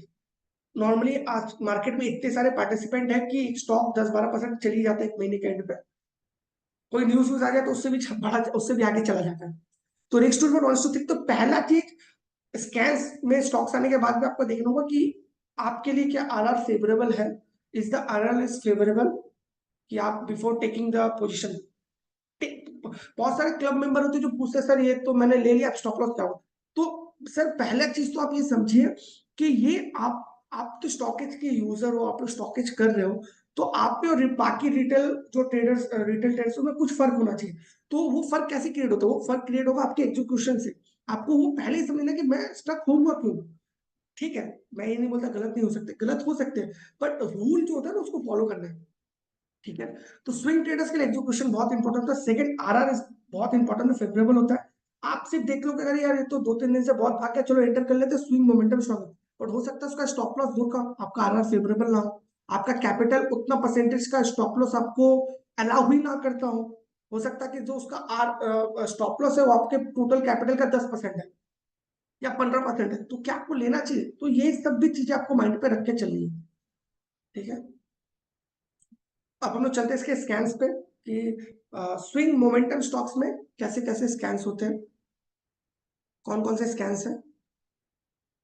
सो इनमें जो पहला है close within 52 week high zone, क्योंकि मोमेंटम ट्रेड है, मतलब एक ऐसा स्टॉक आएगा जो अपने 52 वीक हाई से कंटिन्यू ऊपर की तरफ अप ट्रेंड में। Stock outperform benchmark index in both 1 week and 3 week, मतलब उसका शॉर्ट टर्म ट्रेड और उसका long term trade, mid term trade, 3 महीने का ट्रेड, वो दोनों ही पॉजिटिव है। दोनों अपने बेंचमार्क, अगर वो निफ्टी का स्टॉक है तो निफ्टी 50 को बीट कर रहा है, निफ्टी 500 का स्टॉक है तो निफ्टी 500 को बीट कर रहा है, निफ्टी ऑटो का स्टॉक्स है तो अपने निफ्टी ऑटो को बीट करता है। ठीक है, stock out perform sectoral index, जो मैंने कहा निफ्टी ऑटो का स्टॉक है तो निफ्टी को बीट तो करेंगे, जैसे बजाज ऑटो है वो निफ्टी का भी और निफ्टी ऑटो का भी पार्ट है, तो वो दोनों ही अपने सेक्टोरियल इंडेक्स और मेजर इंडेक्स दोनों को ही बीट कर रहा हूँ। Strong out perform benchmark index, strong out perform sectoral index, both SRS and ARS above 0, दोनों इंडिकेटर अबव 0 होना चाहिए। थोड़ा सा फंडामेंटल भी है, हाई रिटर्न ऑन इक्विटी, क्योंकि फंडामेंटली स्टॉक क्योंकि 30 दिन के लिए ले रहे हो, तो ऐसा कोई गंदा स्टॉक ना हो जिसमें आप स्टक हो जाओ, आप फंस जाओ। कंस्टेंट सेल्स ग्रोथ, कंपनी का सेल्स अच्छा हो, उसका जो टॉप लाइन है वो अच्छा कर रहा हो, सेल्स ग्रोथ अच्छा होना मतलब टॉप लाइन अच्छा होता है। और increase in institutional share holding, institutional share holding वो कुछ भी हो सकता है, एफआई हो सकते हैं, डीआईस हो सकते हैं, बिग प्लेयर्स हो सकते हैं, इंश्योरेंस हो सकते हैं, म्यूचुअल फंड हो सकते हैं, तो इनका भी इंस्टीट्यूशन का जो शेयर होल्डिंग है वो बढ़ रहा है। ठीक है, मोमेंटम स्टॉक्स में। अब आते हैं इसके परफेक्ट मैच में, जैसे अजंता फार्मा है, अजंता फार्मा परफेक्ट मैच में जाते हैं, हम उसमें जाके चेक करते हैं कि अजंता फार्मा का एग्जीक्यूशन कैसे बनता है। मेरा अजंता फार्मा स्टॉक अपने 52 वीक हाई जोन के आसपास ही है। ठीक है, ये देखिए, अगर कल किसी ने देख के इसको अपने ओपनिंग के आसपास या लो के आसपास में पकड़ा होगा, उसमें एक अच्छा खासा आपको मिला है। अब सपोज कि अब अगर कल किसी को कैंडल, क्योंकि स्विंग ट्रेडिंग में तो जरूरी नहीं आज ही ले कल भी ले सकते हैं, तो इसका जो नियरेस्ट आप देखो नियरेस्ट स्विंग हाई है, इसके ऊपर ट्रेड लेना बहुत सही होता है। जो इसका नियरेस्ट स्विंग है, ऐसे तो ये बड़ा वाला कैंडल भी बहुत अच्छा रेजिस्टेंस का काम करेगा, ये रेड कैंडल। पर ठीक है, अगर मुझे एंट्री लेना है, if I am swing trader, 2 से 30 दिन का टाइम है मेरे पास, तो मैं स्विंग हाई के ऊपर इस जो रिसेंटली इसका जो स्विंग हाई है जो 2458 है, मैं उसको 5960 पकड़ लेता हूँ। 2460 के ऊपर एक परफेक्ट बाई है, मैं बाई करूंगा। अब मैंने इस पे स्टॉप लॉस क्या है, स्टॉप लॉस का स्विंग ट्रेडिंग का मैं जो तरीका बता रहा हूँ आप उसको नोट डाउन भी कर सकते हैं। कुछ लोग अपने कैपिटल का परसेंटेज भी रखते हैं, पर मेरा ये मानना है अगर आप टेक्निकल चेक करते हो तो आपको टेक्निकल के बेसिस पे ही स्टॉप लॉस पकड़ना चाहिए। फिर स्विंग ट्रेडर, अगर आप स्विंग ट्रेडर, आप 2 चीज कर सकते हो। आइदर आप प्रीवियस वीक का जो लो है, प्रीवियस वीक का जो लो है उसको आप स्टॉप लॉस से ले सकते हैं, अगर ऐसा कोई चार्ट है जिसमें साइडवेज फेस है, या तो एटलीस्ट लास्ट स्विंग लो आपका स्टॉप लॉस होना चाहिए। तो आपको आरआर कैसे देखना कि जो मेरा स्विंग लो है वो और एंट्री पॉइंट जो है उसका गैप जो मेरा रिस्क है, अब उससे 3 टाइम्स ऊपर अगर मेरे को लग रहा पोटेंशियल है जाने का, तो वो मेरा फेवरेबल आरआर होगा, तो मैं उसका ट्रेड करूंगा। अब जैसे स्टॉक्स में जैसे कि ऊपर का लेवल तो बस यहीं तक है, तो क्या यहीं तक टारगेट होगा? नहीं, ऐसे में आप उसमें आप फिबोनाची रिट्रेसमेंट का यूज कर सकते हैं। ठीक है, फिबोनाची एक्सटेंशन, ट्रेड एक्सटेंशन वाला आप यूज कर सकते हैं, उससे आप अपना नेक्स्ट लेवल निकाल सकते हैं। सेकेंड हम लोग चलते हैं इसके ईगल के बाद, तो पे कंटिन्यूएशन पैटर्न। कंटिन्यूएशन पैटर्न मतलब एक अप मूव आया, फिर साइड वाइज एक फेस पे गया जहां पर न्यू लोज और सॉरी न्यू हाइस नहीं फॉर्म हो रहा, बट उसमें अभी भी मोमेंटम, अभी भी उसमें जो बाइसनेस है वो है, और वो अपने ऊपर की तरफ जा सकता है। इसमें स्कैन्स हम लोग देखते हैं, स्कैन्स कौन कौन से हैं। Closes above previous week high increase in 6 month, RSI standing up, William percentage R is bullish, दोनों के दोनों लीडिंग इंडिकेटर आपको बाई का सिग्नल दिखा रहा है, आप उसमें ले सकते हैं। इसमें परफेक्ट मैच में कोई नहीं है, बट सेम रूल है, प्रीवियस डे का हाई के ऊपर अगर सस्टेन करे आपको, या एक दिन क्लोजिंग कर दे तो आपको बाई करना। स्टॉप लॉस या तो आप प्रीवियस स्विंग लो को ले सकते हैं, सर स्टॉप लॉस ही बता रहा हूँ, या तो आप प्रीवियस स्विंग लो अगर आपको दिख रहा है कि एक कर्व टाइप का बन रहा स्विंग लो ले सकते हैं, या प्रीवियस वीक के लो को, जो भी स्विंग ट्रेडर है प्रीवियस वीक के लो को अगर आप स्टॉप लॉस ले सकते हैं, वो परफेक्ट स्टॉप लॉस होता है 30 दिन के ट्रेड के लिए। और आखिरी में रिवर्सल है, ठीक है, क्योनेक्स है, इसमें हम लोग जाते हैं, इसके इंट्रो वाले पार्ट में जाते हैं, रिस्क टू रिवॉर्ड चेक करते हैं। इसका रिस्क टू रिवॉर्ड 1:2 है, क्योंकि रिवर्सल ट्रेड है तो 1:2 है। इसका जो रूल है, इसका स्कैन्स जो है, क्लोजेस बिलो लास्ट मंथ के लो के आसपास है, यानी अपने एक अच्छे खासे सपोर्ट जोन के आसपास आ चुका है। सीसीआई बुलिस, विलियम परसेंटेज आज बुलिस, और बुलिस इंगल्फिंग फॉर्मेशन हो, मतलब एक लो के पास आके एक बड़ा सा बुलिस कैंडल का फॉर्मेशन होता है, तो ये बहुत अच्छे रिवर्सल का कैंडिडेट होता है।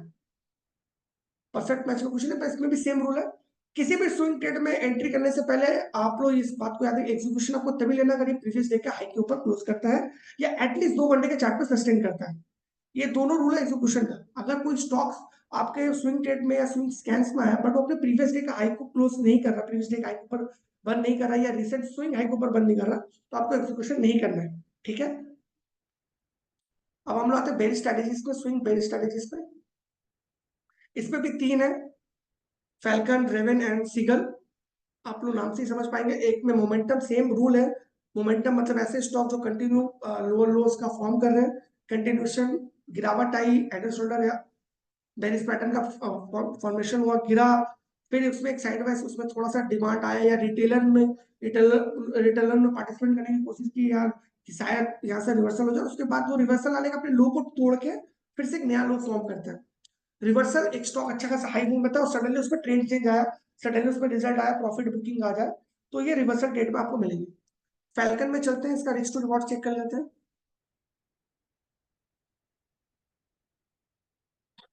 1:2 है, ठीक है, परफेक्ट मैच में तो कोई होगा नहीं। स्कैन्स पे बात कर लेते हैं, उसके बाद में फिर क्वेश्चन सेशन में चलते हैं। जो पहला है, क्योंकि मोमेंटम है, स्टॉक्स वीक होना चाहिए, तो वीक कैसे होगा? Closes within 52 week high low zone, 52 week low के जोन यानी 10-15% के आसपास ही वो हो। स्टॉक अंडर परफॉर्म करे अपने बेंचमार्क इंडेक्स को, स्टॉक अंडर परफॉर्म करे अपने सेक्टोरियल इंडेक्स को in both short term and mid term. एक वीक जो होता है वो शॉर्ट टर्म का आइडेंटिफिकेशन होता है या आपको आउटपुट बताता है, या 3 मंथ जो उसका मिड टर्म ट्रेंड होता है। Strongly under perform benchmark index, RS जो है विवेक सर का बहुत फेवरेट आरएस, ये बहुत अच्छा काम भी करता है स्विंग ट्रेडर्स के लिए, तो वो नेगेटिव हो बोथ मेजर इंडेक्स पे भी और आपका सेक्टर इंडेक्स पे, both SRS and ARS below 0, buying के टाइम में अबव हो और सेल के टाइम में लो हो। एग्रेसिव न्यू शॉर्ट बन रहा है, न्यू शॉर्ट मतलब कि प्राइस न्यू लो बना रहे हैं और उसमें नए कॉन्ट्रैक्ट में नए हर टाइम एक कोई फ्यूचर का बंदा आके उसको सेल कर रहा है, उसका डेटा भी आपको स्टॉकेज में मिल जाएगा। And decrease in institutional shareholding, institution जो है उससे अपना हाथ टाल ले रहे हैं, उससे निकल जा रहे हैं, उनको लग रहा है कि यार वीकनेस कंटिन्यू है, 1 साल से कंटिन्यू स्टॉक वीक कर रहा है, 3-4 क्वार्टर में कंपनी के फंडामेंटल में भी कोई चेंज नहीं आया, टेक्निकल में भी कोई चेंज नहीं आ रहा है, तो इंस्टीट्यूशन को एग्जिट कर रहे हैं। सेकंड हम लोग का रेवेन है, कंटिन्यूएशन पैटर्न है, सॉरी कंटिन्यूएशन स्ट्रेटेजी है, मींस कि ऐसे स्टॉक्स जो एक डाउन मूव के बाद एक साइड बाय स्विंग मिल रहा है, उसके बाद फिर से वो डाउन मूव को अपने कंटिन्यू करते हैं, अपने बेस को तोड़ देते हैं। इंटू वाले पार्ट में जाते हैं, देखते हैं इसमें आपका रिस्क टू रिवॉर्ड क्या है। इसका रिस्क टू रिवॉर्ड 1:2 है। स्कैन्स पे चलते हैं, क्लोजेस्ट लो प्रीवियस लो, अपने प्रीवियस लो के नीचे चले, high decrease in 6 month. RSI जो ट्रेंडिंग डाउन हो गया, आरएसआई का जो मुंह होता है या फेस होता है वो नीचे की तरफ है, दिख रहा है आपको क्या, ये तो डाउनवर्ड ट्रेजेक्टरी इसका स्टार्ट हो गया, डाउनवर्ड मोमेंटम हो चुका है। And William percentage R is bearish.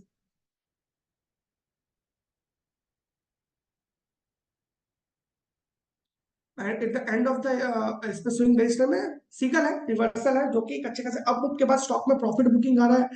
हो सकता है कोई गलत न्यूज भी आ जाए, हो सकता है कुछ उसमें फंडामेंटल चेंजेस हो रिजल्ट के बाद। बहुत सारे स्टॉक्स होते हैं जो अपने 50 रुपए हाई के पास चले जाते हैं और सडनली रिजल्ट में पता लगता है कि यार उनका तो फ्यूचर जो कॉन्सेप्ट है वो ठीक क्लियर ही नहीं है। तो ऐसे स्टॉक्स में भी आपको ऐसे स्ट्रैटेजी तो मिल सकता है। इंटू वाले पार्ट पे चलते हैं और इंटू वाले पार्ट में देखते हैं रिस्क टू रिवॉर्ड क्या है। रिस्क टू रिवॉर्ड 1:2, सारे के सारे बेरिश स्विंग बेरिश स्ट्रैटेजी में रिस्क टू रिवॉर्ड 1:2 है। स्कैन्स पे बात कर लेते हैं। स्कैन्स है क्लोजेस है वो लास्ट मंथ हाई, अपने हाई के आसपास है तभी तो रिवर्सल होगा। सेकंड सीसीआई जो है वो बेरिश हो, ट्रेंडिंग डाउन हो। William percentage R is bearish. और अप साइड में भी एक ऐसा कैंडल बन जैसे उसमें बना था आपका कैंपस में, कि अपने 2-3 कैंडल को फुलफिल कर दे। 2-3 कैंडल उसका हाई की तरफ बना और सडनली एक बेरिश कैंडल बना जो तीनों कैंडल के लो को तोड़ दे। ठीक है, बेरिश इंगल्फिंग बोलते हैं उसको। ऐसा भी अगर हो तो आपको समझ आइए ये तो रिवर्सल का साइन है। एक सडनली हाई के आसपास जाके कैसा कैंडल रेड कैंडल बनता है जो वॉल्यूम के साथ बनता है, तो there is a maximum possibility कि स्टॉक में रिवर्सल आ सकते हैं। सेम इसका भी एक रूल है एंट्री, इसमें एंट्री लेवल कब आपको लेना किसी भी स्विंग बेरिश स्ट्रेटेजी पे, जब तक वो अपने प्रीवियस डे के लो को ब्रेक डाउन नहीं करता, ब्रेक नहीं करता, 2 घंटे एटलीस्ट 2 घंटे उसके नीचे ट्रेड नहीं करता, आपको एग्जीक्यूशन नहीं लेना है। एट द एंड आप अपना पोजिशन बुलिश स्ट्रेटेजीज की तरफ हम लोग चलते हैं। इसमें भी 3 ही है, momentum, continuation, reversal, surfing, rowing and fishing. नाम से आपको समझ में आ जाना चाहिए कि क्या होगा। एक है पहला जो है मोमेंटम। बहुत ऐसे स्टॉक होते हैं जो कंटिन्यू 2-3 महीने से कंटिन्यू अप में बने, जैसे स्टॉक्स, रेलवे स्टॉक्स थे जो कंटिन्यू आपका भाग रहे थे, तो ऐसे स्टॉक्स आएंगे जो कंटिन्यू 2-3 महीने से कंटिन्यू न्यू हाइस का फॉर्मेशन कर रहे हैं। इंट्रो वाले पार्ट में चलते, पोजिशनल उनके लिए है जो 30 दिन से 90 दिन का ट्रेड लेते हैं। 30 दिन से 90 दिन का इनके पास टाइम ही टाइम होता है, तो आराम से डिसीजन देख के स्कैन्स पाने के बाद फिल्टरिंग खुद से करके थोड़ा सा वो 5 रूल जो मैंने वीडियो के स्टार्टिंग में बताया उसको फॉलो करके तब भी अगर ट्रेड ले तो उनको रिजल्ट अच्छा मिलेगा। देखिए इसमें 1 to 3 मंथ का है, रिस्क टू रिवॉर्ड क्लिक कर लेते हैं 1:3। ठीक है, स्टॉक्स में टीटागर है, जैसे मैंने बताया रेलवे स्टॉक्स है जो कंटिन्यू एक कंटिन्यू पोजिशनल टाइम से बहुत ही टाइम से अच्छा कर रहा है, बहुत ही टाइम से ऊपर की तरफ ही जा रहे हैं। अब इसके रूल को हम लोग बात कर लेते हैं स्कैन्स पे। High delivery quantity, high increase इन 1 मंथ, हाई इंक्रीज इन 3 मंथ, हाई इंक्रीज इन 1 ईयर, कंटिन्यू सारे ही शॉर्ट टर्म, मिड टर्म और लॉन्ग टर्म में स्टॉक्स बहुत अच्छा कर रहे हैं। Closest closing upper Bollinger banned from low, stock का जो कैंडल है वो अपर बॉलिंगर बैंड के ऊपर बंद हो रहा है। और थोड़ा सा फंडामेंटल भी है इसमें, सेल्स का ग्रोथ अच्छा होना चाहिए। ठीक है, टीटागर वैकन में एक साल का क्वेश्चन है स्टॉप लॉस वाला। मैं बता, पोजिशनल ट्रेडर्स के स्टॉप लॉस एग्जीक्यूशन दोनों को समझिए। ऐसा भी हो सकता है पोजिशनल ट्रेड में कि आपका नेक्स्ट डे आया और वहां से पोजिशनल ट्रेडर को हमेशा ब्रेकआउट पे लेना है पोजीशन, ऐसा नहीं है। पोजिशनल ट्रेडर एक्युमुलेशन भी कर सकते हैं एक जून को पकड़ के, स्विंग ट्रेडर भी कर सकते हैं। स्विंग ट्रेडर में भी अगर मोमेंटम है, आपको दिख रहा है इंडिकेटर अभी भी नेगेटिव नहीं, तो वो भी एक्युमुलेशन करते हैं। पर पोजिशनल ट्रेडर्स को ये मेरा मानना है कि उन्हें एक लेवल पर बाय करने से बेटर है कि they can accumulate the stock in a different price. आपको डिफरेंट डिफरेंट प्राइसेस पर आप उसको एक्यूमुलेट कीजिए, एक जोन फॉर्म कर लीजिए 2-4-5% का, जो भी आपको लगता है उसमें आप एक्यूमुलेट कीजिएगा। आपका प्राइस का एवरेजिंग भी अच्छा होगा और आपको अच्छा खासा ये भी मिल सकता है। टीटा अगर देख लेते हैं हम लोग,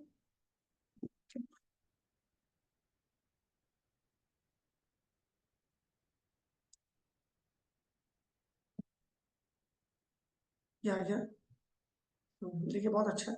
अब इसमें एग्जीक्यूशन तो जैसे मैंने बताया कि प्रीवियस डे के हाई के ऊपर होता है, बट मेरा पोजिशनल डेट आप प्रीवियस डे के हाई के ऊपर भी ले सकते हो और एक जून भी फॉर्म कर सकते हो। ठीक है, जोन भी फॉर्म कर सकते हो कि एक 10% 5% का मेरा जोन है, या 3 से 5% का जोन है, मैं इस जोन के बीच में बाई करूंगा। स्टॉप लॉस क्या होता है पोजिशनल ट्रेडर्स के लिए? पोजिशनल ट्रेडर का स्टॉप लॉस 2 ले सकते हैं, जैसे स्विंग ट्रेडर्स ले सकते हैं, इंट्राडे ट्रेडर्स। 2 मैं आपको रूल बताता हूँ। एक, या तो आप उसको लास्ट स्विंग को लो पकड़ लो, जैसे टीटागर के केस में इसका लास्ट स्विंग लो ये वाला है।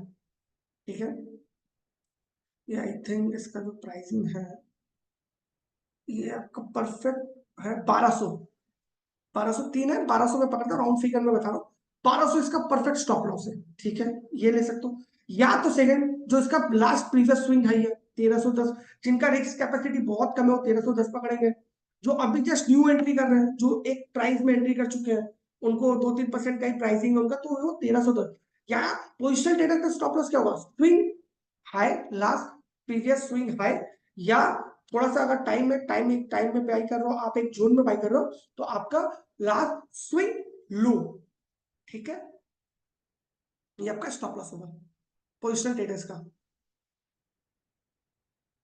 अब हम लोग चलते हैं इसके दूसरे वाले स्ट्रैटेजी की तरफ।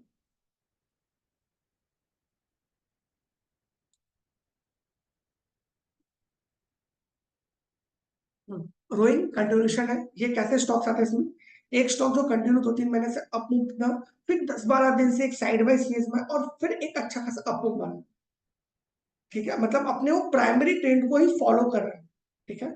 इंट्रो वाले पार्ट में चलते हैं, सेम 1 महीने से 3 महीने का ट्रेड होता है। रिस्क टू रिवॉर्ड देख लेते हैं, 1:3 है। स्कैन्स पे करते हैं हम लोग बात, स्कैन्स क्या है, closing within 52 week high zone, मतलब कि उसका मोमेंटम स्ट्रॉन्ग था, ठीक है, फिर उसके बाद वो एक साइडवाइज स्विंग में चला, पर ये अपने अभी भी हाई के आसपास है, 52 वीक जोन जो होता है 10% 15% उसी के आसपास है, तो अभी भी पोटेंशियल है कि ऊपर जा सकता है। NR4 आना चाहिए, तो लास्ट कैंडल होगा, लास्ट प्रीवियस 4 कैंडल का सबसे बड़ा कैंडल होगा। Price nearing super trend support, super trend के सपोर्ट के आसपास हो, ग्रीन वाला जो सिग्नल होता है जो मैं यूज कर रहा था। थोड़ा फंडामेंटल भी, क्योंकि 3 महीने के क्वार्टर का है, तो क्वार्टरली नेट प्रॉफिट जो होता ग्रोथ हो वो ईयर ऑन ईयर बेसिस पे, यानी 2024 का पेज से कंपेयर करोगे तो होगा। High increase in quarter sales, top line में भी उसका, टॉप में भी उसका परफॉर्मेंस अच्छा कर रहा हो। कंसिस्टेंट कैश, कंपनी कैश जो अर्न कर रही हो वो अपने ऑपरेशन से कर रही हो, ना कि एसेट बेच के या कोई अदर इनकम का सोर्स ना हो।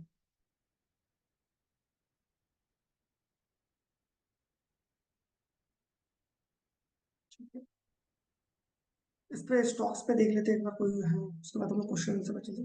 स्टॉक्स पे जैसे एप्पल आया, एप्पल पे देख लेते हैं, सेम सेम रूल है, आपको बाइंग करना, एक जोन बना लीजिए आप, ये मोमेंटम में नहीं है, कंटिन्यूशन में, कंटिन्यूशन पैटर्न में, कंटिन्यूशन स्ट्रैटेजी में सबसे बेस्ट होता है कि आप जोन बना के बाइंग करें। मोमेंटम में जो जोन होगा उसका परसेंटेज कम होगा, 2 से 3%, 5% मैक्सिमम। कंटिन्यूशन में आप 5-7% का आप ले सकते हैं, नहीं 10% तक का भी ले सकते हैं। स्टॉप लॉस पर दोनों के केस में सेम होगा। ये देखिए बहुत अच्छा इसका डिमांड जोन के आसपास, मैं जैसे बता रहा था कि ये इसका बहुत अच्छा डिमांड जोन है, इसके आसपास आप बाई कर सकते हो।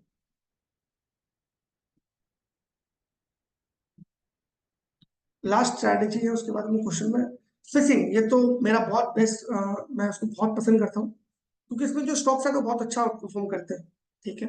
इंटू वाले पार्ट पे चले जाते हैं। Risk to reward is 1:3, scans पे बात कर लेते हैं हम लोग। Closes within 50 week low zone, 52 week low zone के आसपास होगा तभी तो आप फेसिंग कर सकते हो, मतलब ऐसे स्टॉक्स जो अपने लो से रिवर्सल लेना चालू कर रहे हैं।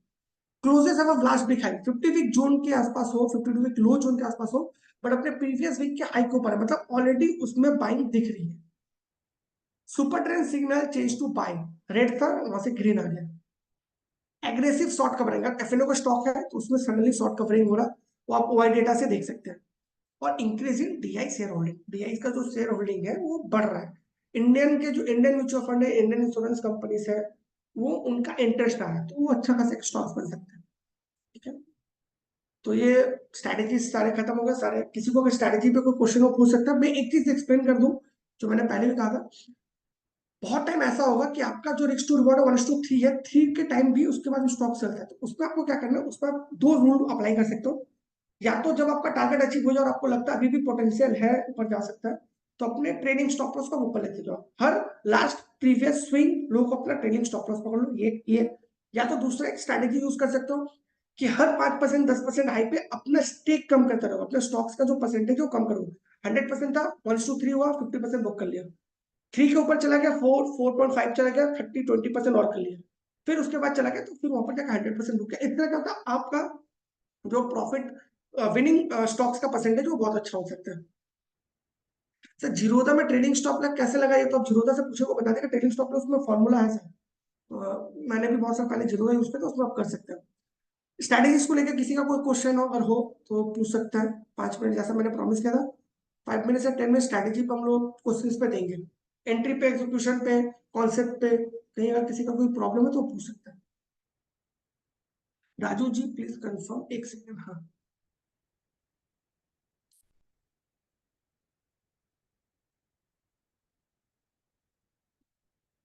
सर, जयदीप जी, तो पहले चीज एक समझिए कि फिबोनाची रिट्रेसमेंट या एक्सटेंशन दोनों का यूज अगर आप सिर्फ करते हैं तब आपका काम नहीं बनेगा, अगर स्ट्रैटेजी के साथ अगर आप कर रहे हो तो बनेगा। सपोज कीजिए आपने स्ट्रैटेजी कर रहे हो, आप स्ट्रैटेजी का यूज कर रहे हो और आप कंटिन्यूशन वाले में कर रहे हो, किसी भी स्ट्रैटेजी, आप स्विंग करो, पोजिशन करो, इंटरडे करो, आप तीनों में से किसी का भी कंटिन्यूशन अगर वाला स्ट्रैटेजी यूज करते हो, तब तो आपको फिबोनाची एक्सटेंशन लगाना होगा और ब्रेकआउट को ऊपर बाई करना है, ठीक है। बट अगर आप कंटिन्यूशन और रिवर्सल वाले स्ट्रैटेजी का यूज कर रहे हो, तो फिबोनाची का रिट्रेसमेंट वाला यूज करना टूल को, और ट्राई करना कि 50-70 के जो रेंज है ना फिबोनाची का, उसके आसपास अगर है तो बाई कर लेना। ठीक है जादव जी, होपफुली आपका ये क्लियर हो गया होगा। Sir how trending stock use with the trending trend. Sir मैं समझा नहीं, दे लीजिए आपका क्वेश्चन। जयदीप जी आपका क्वेश्चन होपफुली क्लियर हो गया, कैसे किस केस में आपको फिबोनाची रिट्रेसमेंट लगाना, किस केस में Fibonacci extension. Okay, thank you, thank you, thank you Anubrata दा, थैंक यू, आपको अच्छा लगा, thank you. Okay, can you repeat, आपको सब 5 रूल में बता देता हूँ। मेरा 5 रूल, फर्स्ट कॉन्सेप्ट आपको ये क्लियर होना चाहिए, अंडरस्टैंडिंग कि you are a intraday trader और स्विंग ट्रेडर और पोजिशनल ट्रेडर, तो पहला चीज तो ये क्लियर होना चाहिए। सेकंड ये होना चाहिए इंटरप्रिटेशन, आप जो स्कैन्स का यूज करो, आप जो स्ट्रैटेजीज का यूज करो, आप जो चार्ट पैटर्न देखो, कुछ भी कर रहे हो स्टॉक मार्केट में, आप उसको इंटरप्रेट कैसे कर रहे हो, जैसे कि मैंने आपको आज ही बताया कि स्ट्रैटेजीज का इंटरप्रिटेशन आप कैसे कर सकते हो। Third, execution, if you're intraday trader तो 15 मिनट के कैंडल को ऊपर सस्टेन कर तब एंट्री करना। If you're intraday, if you're swing trader, daily के ऊपर अगर क्लोज करे सस्टेन कर तब एंट्री करना है। पोजिशनल ट्रेडर तो आपको एक्सिक्यूशन इज वेरी इंपॉर्टेंट, क्योंकि स्ट्रैटेजी जो है ना सर, वो बहुत एक्सपीरियंस लोगों ने बहुत मेहनत करके बनाई है, तो स्ट्रैटेजी में प्रॉब्लम नहीं, प्रॉब्लम एक्सिक्यूशन हो सकता है, तो एक्सिक्यूशन। फोर, कंटिन्यूशन, कि आपको अपने ट्रेड को कंटिन्यू रखना है कि एग्जिट करना, क्या कंटिन्यू रखना है, कंटिन्यू नहीं रखना है। इंटरडे में एक ट्रेड आपने लिया ना, मैं एक एग्जांपल देता हूँ, 9, 20 या 25 में आपने एक ट्रेड लिया, तो इज देयर एनी पॉसिबिलिटी कि आप उसको कंटिन्यू कर सकते हो 3-20 तक, या ऐसा हो सकता है कि आपको 3-20-12 के आसपास काट लेना है, तो या आप स्विंग ट्रेडर हो तो क्या 2 दिन से 30 दिन का जो टाइम फ्रेम है आपको कंटिन्यू करना चाहिए, तीसरे दिन में अगर आपको दिख रहा प्रॉफिट आ गया तो कंटिन्यूशन करना है कि नहीं, आपको समझना है। ये कैसे समझेंगे, ये समझेंगे आरआर से। अगर आपका आरआर है यानी अभी भी आपका 1:3 का नहीं है तो आपको कंटिन्यू करना है। 3 के ऊपर चला गया तो जैसे मैंने कहा कि थोड़ा क्वांटिटी कम कर दो, फिर ऊपर चला गया तो थोड़ा क्वांटिटी कम कर दो, फिर एक रेटनेस बना तो बाई कर लो। तो ये कंटिन्यूशन का फॉर्मूला है। और एट द एंड एग्जिट, किसी भी ट्रेड में आपको जिद नहीं पकड़नी, किसी भी चीज को आपको एंड पे ये समझना कि अगर मैं गलत पड़ गया एग्जिट, अगर मेरा रिस्क टू रिवॉर्ड मिट कर गया है, अगर आरएसआई 80-85 के ऊपर चल रहा है, एग्जिट, तो एग्जिट। ये 5 रूल है। ठीक है संजय जी, होपफुली आपको समझ। सर आफ्टर 8-8:30 आप 9-10 के आसपास करो, if you are intraday trader. अगर आप स्विंग ट्रेडर, पोजिशनल ट्रेडर हो तो आप तो 1-2 दिन आगे पीछे करके भी डेट चेंज कर भी कर सकते हो। आपको स्विंग, प्रीवियस स्विंग लो का अगर करते हो तो आपका पॉसिबिलिटी कि आप सही बैठोगे वो ज्यादा है। अगर आपका एग्जीक्यूशन ठीक है तो आप प्रीवियस वीक के प्रीवियस स्विंग लो को स्टॉप लॉस लोगे तो is very good. Thank you Jaydeep जी।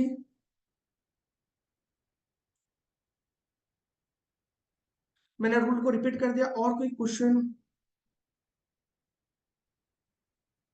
अच्छा, how to exit a losing trade. Sir आप इसको इससे समझिए, आपने कोई एक ट्रेड लिया और वो गलत पड़ गया, तो या तो अगर आपने वो लास्ट 2-3 दिन के डे लो के नीचे चला गया, या तो उसमें एक बड़ा सा बेरिस इंगल्फिंग कैंडल बना दिया, या कोई ऐसा पैटर्न बना दिया कैंडल का जो आपको दिख रहा है बेरिस है, ठीक है। हेड एंड शोल्डर का फॉर्मेशन हो गया, अगर आप चार्ट पैटर्न देखते हो, बेरिस फ्लैग का फॉर्मेशन हो गया, तो भैया अगर दिख रहा है कि लूज है तो निकल जाओ, या अभी भी स्विंग लो के आसपास है तो स्विंग लो को स्टॉप लॉस पकड़ लो।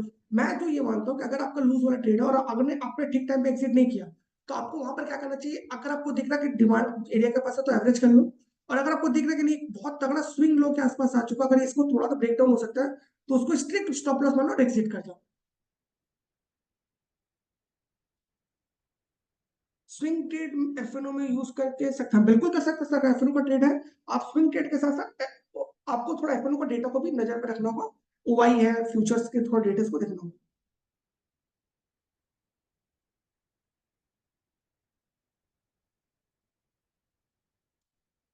और किसी का कोई क्वेश्चन? देवी नहीं, ऐसा फाउंडेशन नहीं सर। आपको कोई प्रॉब्लम है आप वसंत जी, अगर आपको कोई स्ट्रैटेजी अगर समझने में प्रॉब्लम हो तो बोलिए, मैं फिर से समझ, कोई ऐसा टाइप का फाउंडेशन नहीं है, बट हाँ कि खत्म कर देना है और क्या। इज देयर एनी क्वेश्चन कि खत्म कर सकते हैं हम लोग? Thank you sir, thank you. Hopefully आप सबको अच्छा लगा होगा सेशन।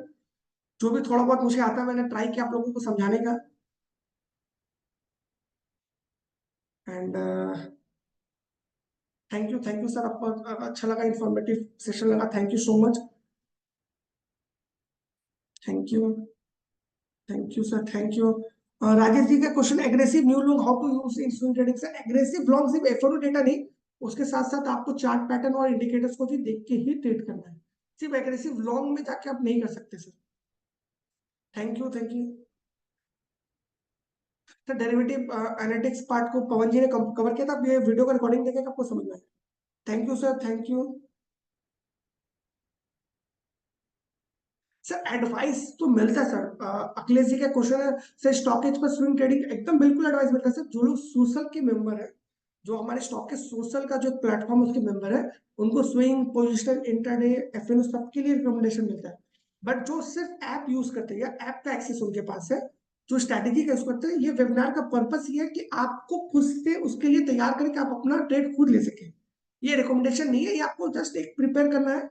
इतने सारे स्टॉक से, हजारों स्टॉक से, उनको तो फिल्टर करके देना है कि कौन सा स्टॉक प्रोबेबिलिटी है कि कल अच्छा कर सकते हैं, नेक्स्ट मंथ अच्छा कर सकते हैं, या नेक्स्ट क्वार्टर में अच्छा कर सकते हैं। ठीक है अखिलेश जी, थैंक यू सबको। अच्छा,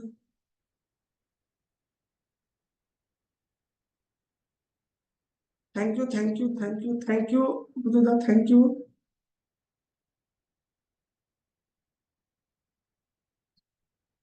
जयदीप जी, फिबोनाची टूल मैंने एक्सप्लेन किया आपको, आप अगर नहीं समझ पाए तो वीडियो को एक बार देखिएगा, आपको समझ में आएगा।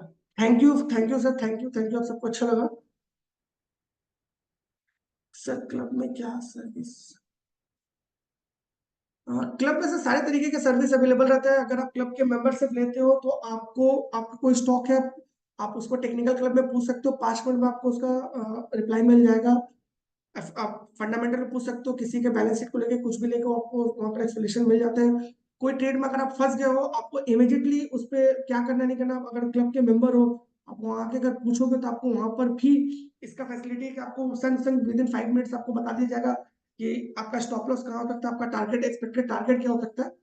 और रिकमेंडेशन तो मिलते ही हैं, ये सारे क्लब के जो यूजर है उनको या बहुत ये बेनिफिट्स मिलते हैं। सर इसके लिए दूसरा, सर आई थिंक क्लब के लिए दूसरा नंबर ये आप हमारे जो मैम है उनसे पूछेगा, वो बता देंगे, या आप हमारे सेल्स टीम से कांटेक्ट कीजिए, वो बता देंगे। शायद दूसरा प्लान है क्लब के लिए, जो क्लब वाले मेंबर हो तो उनको थोड़ा सा ज्यादा अच्छा उसमें फैसिलिटीज मिलती है, एडवांस फैसिलिटीज मिलती है उसमें। Thank you. तो हम लोग बंद कर सकते हैं Harsha ji? Hello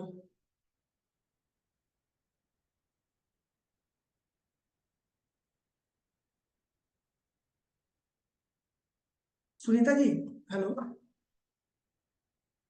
hello Sunita ji, are you there?